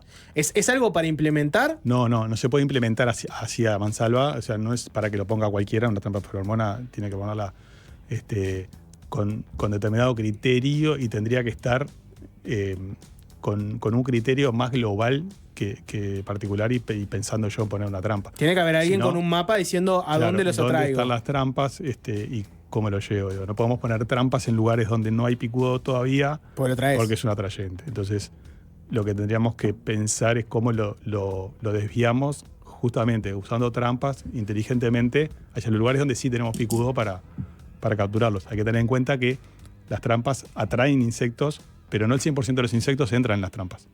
Esos que no entran nos van a quedar en las palmeras que están cercanas. Claro. Y o sea que mucha gente manda mensaje con su palmera, ¿no? Que dice, palmera en tal lado. No, tengo una pindó, como la cuido, está lleno de gente. Está lleno de ese mensaje. Si vos ves que en tu departamento la intendencia a priori no está metida con la palmera que vos estás viendo que está afectada por picudo rojo, ¿hay algo que puedas hacer vos como individuo? Te voy a poner un ejemplo. Mucha gente dirá, me subo con una escalera y arranco a rociarlo con el flea, con el raid, con el que sea. ¿Podés hacer algo como individuo? Sí, podés. La ducha foliar es muy efectiva y más que nada en los momentos donde el insecto está volando, que es principio de... ¿Sí lo ves? No, muy difícil que lo veas, pero a no ser que haya mucho en la población, ahí sí los ves. Si estás cerca de una trampa los vas a ver. Pero las duchas son muy efectivas en esos momentos. Al principio, cuando empieza el calor, a fin de año y mitad de febrero, o sea, mantenerla duchada va a ayudar a que elimines insectos si están y repeler un poco. Hay un insecticida común, por ejemplo, de los que hay de moscas y mosquitos, de lo que hay de cucarachas, ¿funcionan? No llegás a donde está el insecto. Muy difícil. ¿Qué tendrías que usar? Y se usan, si la palmera es baja, con una pulverizadora sin demasiado pulverizar, más bien con chorro, rociar toda la parte de la copa, pero tienen que ser 10, 15, 20 litros de caldo para que la palmera se moje. Pero lo hace un privado, eso, uno en la casa. Y bueno, por eso es difícil para decirle a la gente así algo que pueda hacer con la palmera es más difícil. Después la endoterapia ya es más complicada hacerla uno, porque hay que usar una broca determinada, tiene que quedar bien sellado el agujero para que no entren hongos. Podemos decir que hay poca cosa que pueda hacer una persona común y corriente en la casa con este tema del picudo rojo, entonces. Sí, sí, o sea, los métodos que están circulando por YouTube como métodos caseros de endoterapia sí se pueden hacer. Hay que tener mucho cuidado, no lo puede hacer cualquiera que no tenga ni idea de lo que está haciendo. O sea, tiene una metodología, o sea, tiene un procedimiento. Se manejan productos químicos, hay que tener cuidado. Se manejan productos químicos, hay que ver las dosis. Algunos productos que se venden no son las dosis que recomendaba el ministerio, entonces probablemente sean con dosis más bajas y eso puede llegar a crear resistencia. Alguien pone por acá, tenés que tener un equipo de protección por las dudas. Sí, usar guantes, mascarilla. O sea, si uno más o menos entiende lo que está haciendo, sí, que le va adelante, si no, que intente con alguien que esté en el tema. Alguien dice por acá, viví en el sur de España cuando aparecieron. Si tenías una palmera afectada en tu casa, el ayuntamiento sin pedir permiso la encapuchaba con nylon y la cortaba. Sí. Buenísimo eso. Igual en España les pasó un poco lo nuestro, o sea, al principio se demoraron un poco, entonces también. Y después sí, los ayuntamientos se pusieron a trabajar y bueno, hoy conviven con la plaga. Las palmeras Phoenix canariensis que tienen en toda la parte de la costa que sobrevivieron son palmeras que están tratadas. Otro tipo de palmeras como las Washingtonia no han tenido tantos ataques, pero manejan tratamientos bastante frecuentes. Te leo un mensaje un poquito largo pero complejo, pero está bueno. Dice, mira, ¿qué piensa sobre la opinión de quienes dicen que es una plaga de cultivo, o sea, que ataca solo a las cultivadas? Pregunto porque la Phoenix canariensis estuvo por declararse exótica invasora. O sea, la pérdida no sería tan mala en todo caso. Y si fuera una plaga de cultivo, atacaría las nativas cultivadas, pero no poblaciones estables. Capaz que hay mucho para desgranar ahí para la gente que no está tan metida en el tema. Otro ingeniero, me parece. Sí. Básicamente hay una primera pregunta que es, si ataca palmeras que en un momento hasta acá casi consideramos exóticas invasoras, capaz no perdemos tanta cosa. El tema es que la plaga creció en exóticas invasoras como la canariensis y ahora ya se pasó a todas las otras especies. Entonces, no solo siguió con otras exóticas como la Washingtonia, ya ha atacado butiá, ya ha atacado pindó, ya ha atacado Trachycarpus, que también no es nativa, ya ha atacado otro tipo de fénix, como la reclinata, la robellini. Entonces, ya sabemos que ataca todas las especies. Por más que ataque a las exóticas, ahora el problema es que esté porque va a pasar a cualquiera. Sí, ya tenemos referencia de que ataca a todas las especies. Entonces, el insecto es muy grande, la población que hay, va a seguir comiendo y va a comer palmeras, que es lo que come, es su dieta. Sí, no come otra cosa. Palmeras icónicas de Uruguay. Pienso en la de la Plaza de los 33 Oriental. Plaza 33 no, la Plaza de Independencia, que tiene 33 palmeras que representan a los 33 orientales.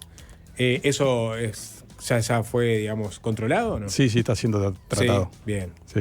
Perfecto. Y la otra pregunta. Hay palmeras con coronita igual, bueno, ¿no? eso iba. Hay palmeras con coronita. Las intendencias priorizan palmeras. Las intendencias, claro, no pueden tratar todo y priorizaron las, ya te digo, patrimoniales, ornamentales y más importantes históricamente. Sí, nota de la diaria, porque ya no nos basta con el picudo rojo y Martín Otegui, en la sección Ciencia de la diaria, sacó una nota que titulaba de la siguiente forma: mientras el país se enfrenta al picudo rojo, reportan un nuevo escarabajo invasor en Uruguay con graves riesgos potenciales.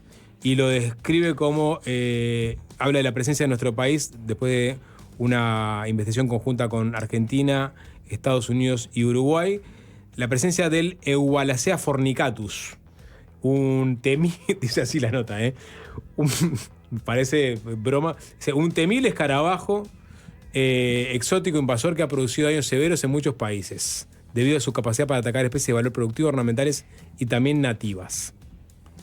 Sí, es otro escarabajo, pero ahí el tema ya es más árboles. Se lo vio atacando acer y plátanos. Está siendo un problema, sí. Sí. Sí. Y otra, o sea, ¿no estamos teniendo problemas con las especies invasoras también? ¿O es incontrolable? No lo conozco mucho el ciclo de lo leí también en el artículo, pero no conozco mucho el ciclo de este escarabajo, pero el problema acá ya puede llegar a ser los cultivos de eucalipto, ¿no? Ah, bueno. O sea, ahí sí te pega la línea de flotación. Por eso. Ahí marchás. Por eso. Por ahora no hay ataques de este escarabajo en eucaliptus. Se han visto, ya te digo, en acer y en plátanos. Una de paisajismo, así general.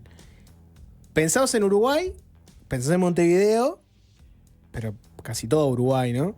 Y probablemente pensás en la palmera y pensás en la pelusa del plátano, ¿no? Uno piensa los árboles que nos acompañan y por lo general, excepto los parques, el que ves en la calle tiende a ser uno de esos, ¿no? ¿Habría que cambiar eso? Bueno, de la pelusa del plátano se queja todo el mundo cíclicamente. La palmera ahora tiene este problema. Últimamente se producen plátanos híbridos que tienen una semilla mucho más chica y mucho menos pelusa, que es lo que se ha plantado últimamente para que no afecte tanto a la gente alérgica. ¿Qué árbol podríamos traer al Uruguay y empezar a ponerlo a mansalva? Mi sueño que sería tener cerezos japoneses, por ejemplo. No. La idea es cada vez plantar más especies autóctonas nuestras y darles más prioridad a las plantas nuestras que ya están adaptadas a nuestro clima y funcionan muy bien. Pero yo quiero cerezos japoneses. No me interesa que sea de acá Uruguay. Quiero el mejor, no me interesa si es local o no. Hay un tema nacionalista ahí. Pero vos, como una persona que trabaja en la carrera de paisajismo de la ORT, si tuvieras que soñar con un arbolado ideal, ¿cuál tipo? No, me inclino más por las especies nativas y poner más árboles nativos en las veredas y sabemos que van a funcionar bien porque son de acá, ¿no? ¿Cómo cuál? Los arrayanes, canelón, yo qué sé, sí. Hermoso. Y no vas a tener el debate cíclico de la pelusa, otra vez la pelusa. ¿Pero da sombra la arrayana en verano? Sí. Son árboles de menor porte, pero te da sombra, sí. Sería plantar más. Verano, Sí, lapachillo. Probablemente sería plantar más, ¿no? ¿Cómo? Capaz que habría que poner más.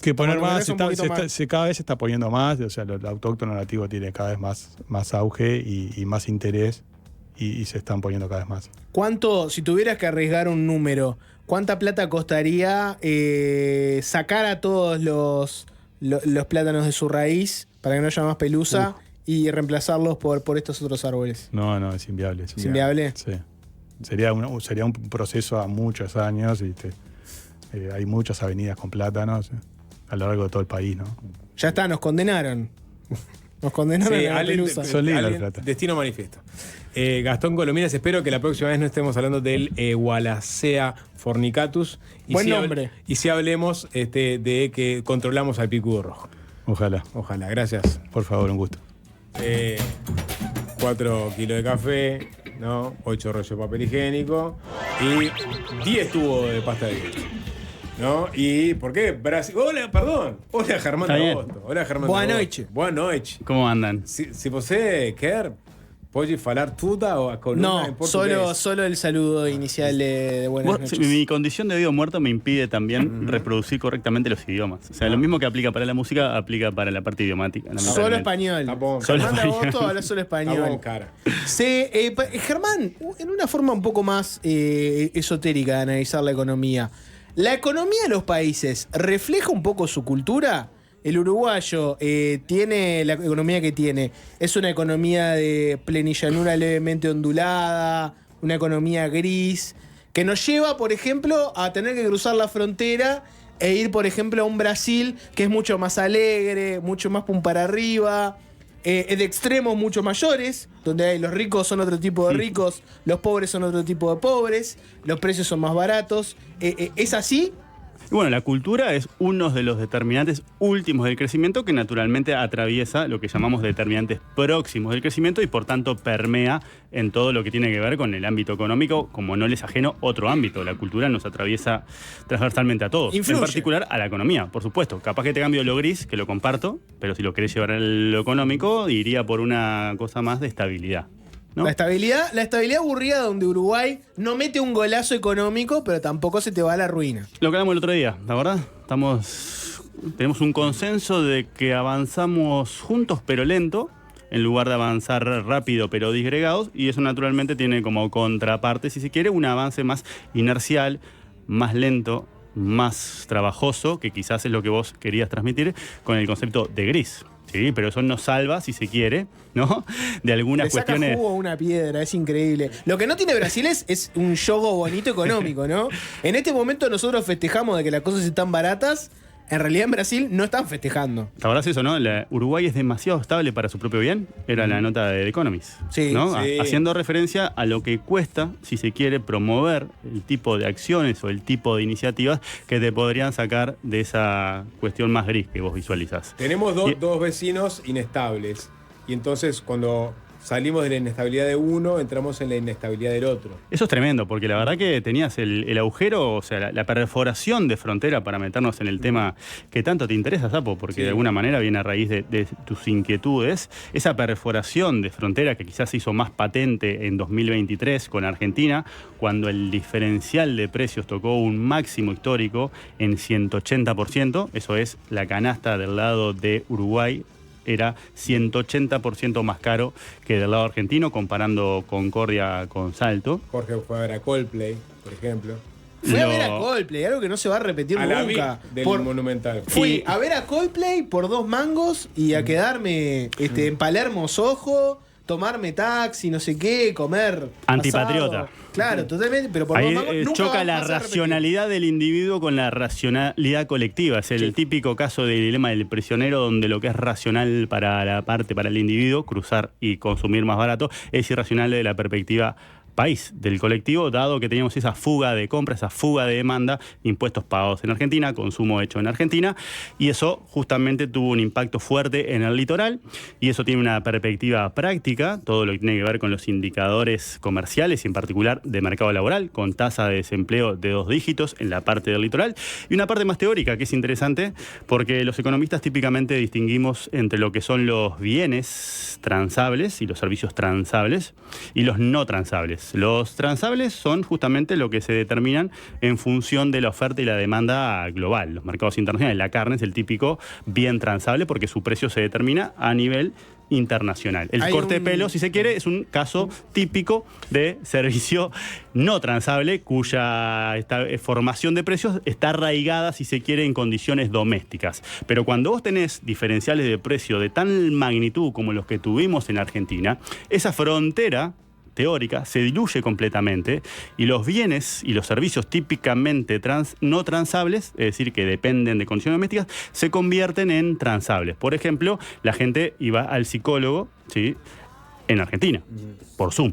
¿Sí? Los que están en frontera incluso cruzaban, haces chapa y pintura del auto, vas, cruzás, haces todo lo que vos hiciste, te cortas el pelo, entonces incluso desafías, si se quiere, como peculiaridad, como curiosidad, como singularidad teórica ante una magnitud de precios tan relevante con la que teníamos en Argentina, ¿sí? Era hasta un desafío, por ejemplo, para las universidades uruguayas, que ofrecen típicamente un servicio no transable, pero que naturalmente era mucho más conveniente cuando vos hacías las cuentas ir a estudiar, por ejemplo, un posgrado del otro lado, porque justamente el diferencial cambiario lo hacía posible y eso es naturalmente un desafío teórico, pero cuando vas a lo práctico, ¿sí?, naturalmente los efectos se ven en el nivel de actividad y naturalmente demandan, si se quiere, una atención, un despliegue de medidas de política pública, ¿sí?, que estuvieron presentes en el caso de Argentina y que ahora están presentes en el caso de Brasil.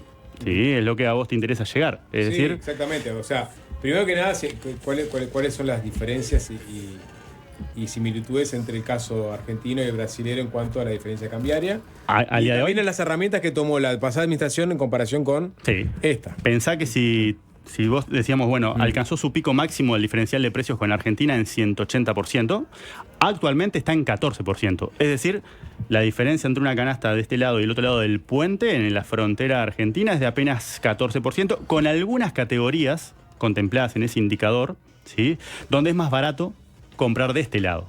Sí, o sea que en el caso de Argentina ese problema se fue diluyendo producto del conjunto de políticas desplegadas por el gobierno argentino. Uruguay no hizo nada que nos abarate, sino que lo que pasó fue que Argentina se encareció. Entonces ese diferencial cayó al 14%, de 180% al 14%, o si lo querés ver en un indicador que típicamente usamos los economistas, el tipo de cambio real, que justamente es el indicador que te mide qué tan caro estás en dólares cuando llevas los precios a una moneda común, hoy con Argentina te da un 8% apenas, ¿sí? Cuando tenías una distancia superior al 40%. ¿Sí? O sea que cualquier indicador que tomes de precios relativos, es decir, cuánto salen las cosas acá en relación a cuánto salen en Argentina, hoy te da que esa situación se apagó.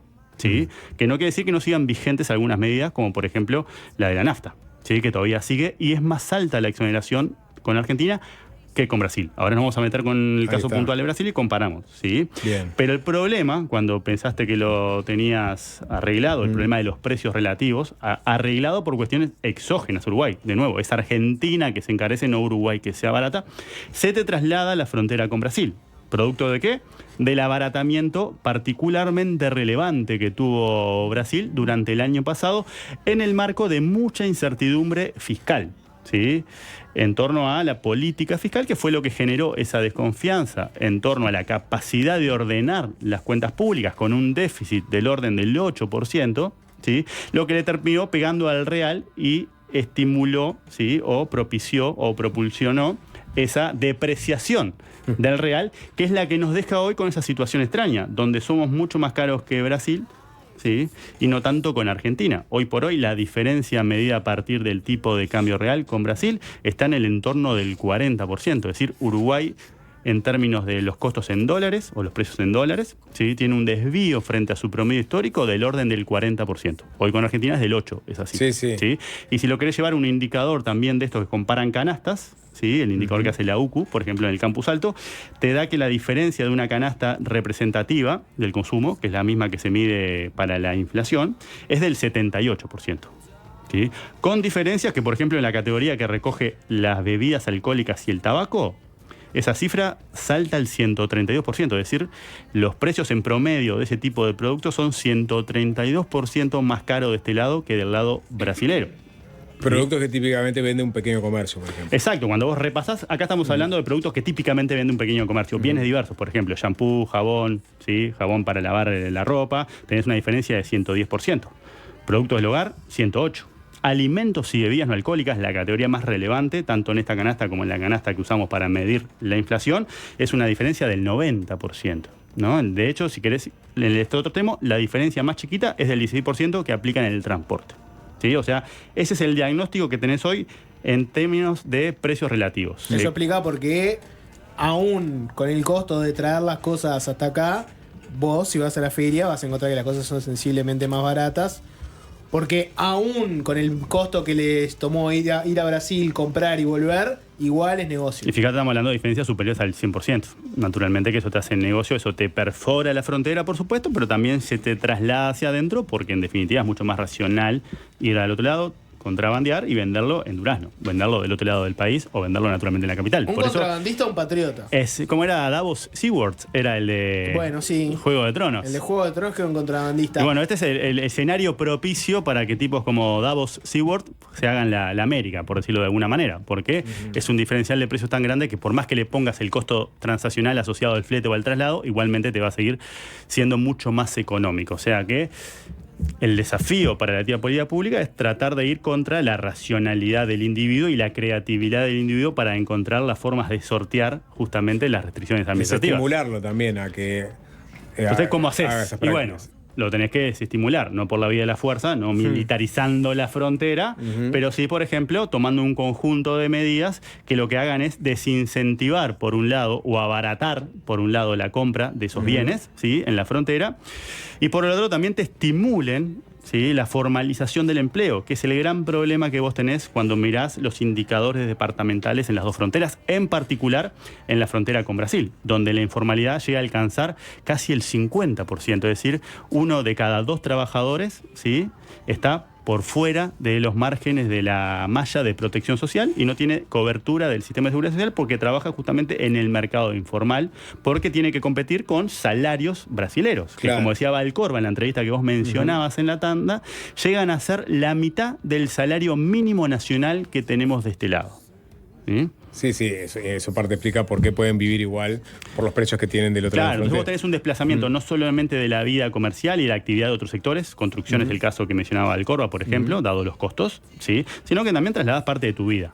¿Sí? Sí. Entonces te queda como esa frontera totalmente desdibujada, si se quiere, con el impacto relevante en materia de actividad comercial, que se traslada naturalmente al mercado laboral, que te provoca estas disparidades a nivel departamental. Cuando mirás los distintos indicadores del mercado laboral y los segmentás en función de la zona geográfica, lo que vas a encontrar es justamente todo el rezago relativo que hace la actividad en las dos fronteras, en particular con Brasil, y en particular eso se plasma con más claridad en el caso de la informalidad. Claro, sí. Germán, vamos a hacer una tanda y vamos a hablar sobre las medidas que tomó el gobierno. Exactamente. Y me quedó la pregunta si si estas medidas del gobierno son un caballo de Troya también para introducir la formalización en esta zona del país tan informal. Exactamente, ¿no? Es uno de los objetivos explícitos. Sí. Bueno, ya venimos. Brasil barato, las puntas de las ferias rebosantes de productos del vecino país, vendidas de bagallo, y el gobierno accionó con medidas, las anunció en Artigas, el Ministerio de Economía, después de una recorrida por frontera, medidas para tratar de paliar el impacto que el abaratamiento de los productos brasileños tiene, sobre todo en los comercios de este lado de frontera y también en el empleo. Exacto. ¿No? Son como un paquete de 5 medidas que tienen esos dos objetivos: abaratar y formalizar empleo. ¿Sí? O generar mejores condiciones de empleabilidad, reconociendo la desventaja con la que competimos en términos de mano de obra frente a la frontera con Brasil. Entonces, ¿son efectivas estas medidas históricamente, Germán? Y bueno, mitigan, sí, naturalmente. Capaz que vos no lográs. El problema no desaparece, porque es de tal magnitud que no podrías corregirlo del todo, y siempre tiene un riesgo implícito, ¿sí?, que pasa por el corrimiento hacia adentro de la frontera. Ejemplo número 1, la primera medida anunciada tiene que ver con la rebaja del IVA o la devolución del IVA con medios electrónicos, que por un lado recoge todo lo que es la devolución completa del IVA básico. IVA básico es tasa 10%, y el 50% de la tasa del IVA normal, ¿sí?, o sea, un 11%. Eso está aplicado a un radio de 20 kilómetros. Pero ¿qué te pasa en el kilómetro 21? Claro, acá está en la frontera, en el borde, ¿qué hacemos ahí? Claro. Y si estoy en el kilómetro 21, perdón, dije, me es el muevo IVA mínimo del 10% y el IVA básico del 22%. O sea, Ahí es la está. devolución del IVA mínimo, te devuelven todo eso, no tiene IVA, y al IVA básico del 22% lo cortan y La lo que mitad. te devuelven es el 11 puntos de ese IVA. Si yo tengo un supermercado a 25 kilómetros y la va gente 5 va a querer- kilómetros, la entonces- gente va a querer moverse 5 kilómetros para quedar adentro de ese rango. Por supuesto. Entonces el riesgo es que estás corriendo para adentro el problema, la frontera.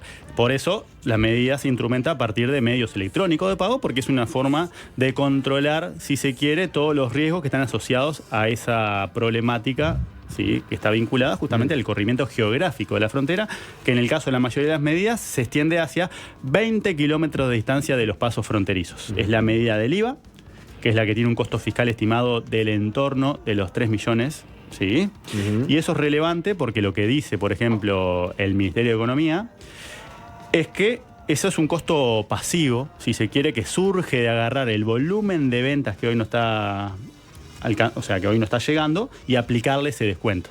Pero lo que no recoge es la posibilidad de que ante este abaratamiento relativo las ventas se incrementen y eso tenga un efecto compensatorio sobre el costo fiscal. Claro, ¿Se esa entiende? resignación fiscal en realidad no se ataca. Si las ventas las lográs traer para este lado de la frontera, mitigás ese costo fiscal. Ese costo fiscal surge de hacer un cálculo pasivo que implica aplicarle esa rebaja al volumen de ventas actual. Pero si vos lográs incrementarlo, que es el objetivo mismo de esa medida, ahí reducís el costo fiscal. O sea que tomalo como una cota superior esa estimación fiscal de la primera medida que tiene que ver con el IVA.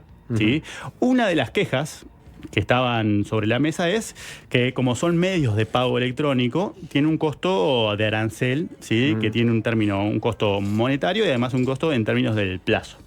¿Sí? Por eso se saca del menú de opciones los pagos en tarjeta de crédito, porque el costo es mayor del arancel y porque el plazo de repago es mayor. ¿Sí?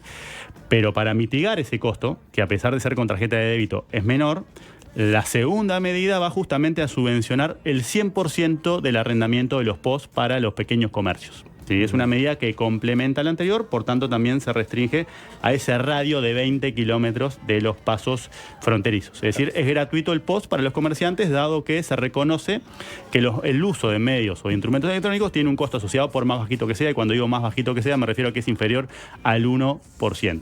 El otro día estuvo Guillermo Tolosa acá y hablamos justamente sobre el otro trabajo que están haciendo, MEF, BCU, para que cada vez más personas accedan a dispositivos como los celulares o plataformas como Pix en Brasil, que pagás lo que sea rápidamente, ¿no? Y todavía está muy extendido en algunos puntos del Uruguay. Volverá a bajar ese costo que separa el efectivo de los medios electrónicos. Que la gente también se bancariza de alguna forma. Exacto, porque si fuera con efectivo no tendrías control sobre eso y podría surgir lo que dice Jorge, que vos te abastezcas, hagas una compra mayorista en la frontera y la vendas en Durano, en el medio del país. ¿Sí?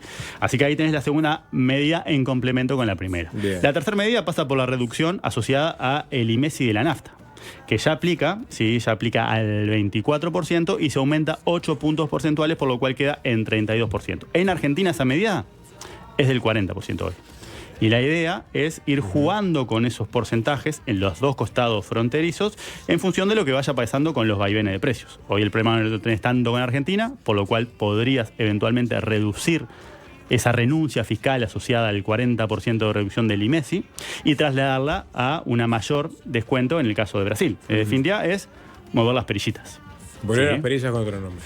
Lo que decía Valcorba en esta entrevista que conversamos en la tanda es que si bien la nafta sigue siendo más cara de este lado, hay condiciones de calidad asociada al rendimiento que tiene, que desincentivan y de alguna manera le dan efectividad a esa medida, a pesar de que no lográs mitigar la diferencia de precios que está asociada al diferencial en el precio de los combustibles. En particular estamos hablando de la nafta, que es la que está alcanzada por el IMESI. ¿Sí? Esa es la tercera medida. ¿Cuál es la cuarta medida? Básicamente simplificar lo que son las importaciones. ¿Sí? Es desincentivar el contrabando o legalizar el contrabando. Claro, si lo querés yo me acuerdo votar una vuelta en una entrevista que él había propuesto esta idea. Las microimportaciones, Le decíamos, no, está legalizando el contrabando, y se ponía como loco. En realidad tenés que entender la lógica de frontera. Y porque uno lo piensa con la lógica capitalina, claro, ¿no? Y eso naturalmente muchas veces implica caer en una ignorancia supina sobre las costas, la vida cotidiana de la frontera o en otras localidades que son ajenas a las realidades en las cuales nosotros estamos insertos y pensamos en la economía y el resto de las cosas. Acá no es 20 kilómetros, es 60 kilómetros. En este caso es 60 kilómetros porque justamente vos tenés grandes localidades, ponía el ejemplo de Melo, donde a 20 kilómetros no quedas alcanzado y justamente para complementar la potencia de las medidas anteriores extendés hacia 60 kilómetros de forma de agarrar grandes localidades que no se ven beneficiadas por IVA e IMESI, pero sí por ese trámite simplificado que reduce los costos, ¿sí? Y también los tiempos y la carga burocrática asociada a la importación, porque básicamente con una declaración jurada simple vos podés traer, ¿sí? De nuevo, siempre con todos los controles asociados a los pagos electrónicos, ¿sí? Y lo simplificás, haces una microimportación que es parte de las sugerencias que se desprendían de los primeros trabajos que fueron de alguna manera atender esta problemática de cómo ser para paliar el diferencial de precios, siendo que básicamente está revistiendo un carácter estructural. No responde solamente a coyunturas, sino que estructuralmente somos más caros que nuestros vecinos por un conjunto de factores, ¿sí? Que son más difíciles de mover. Vino para quedarse.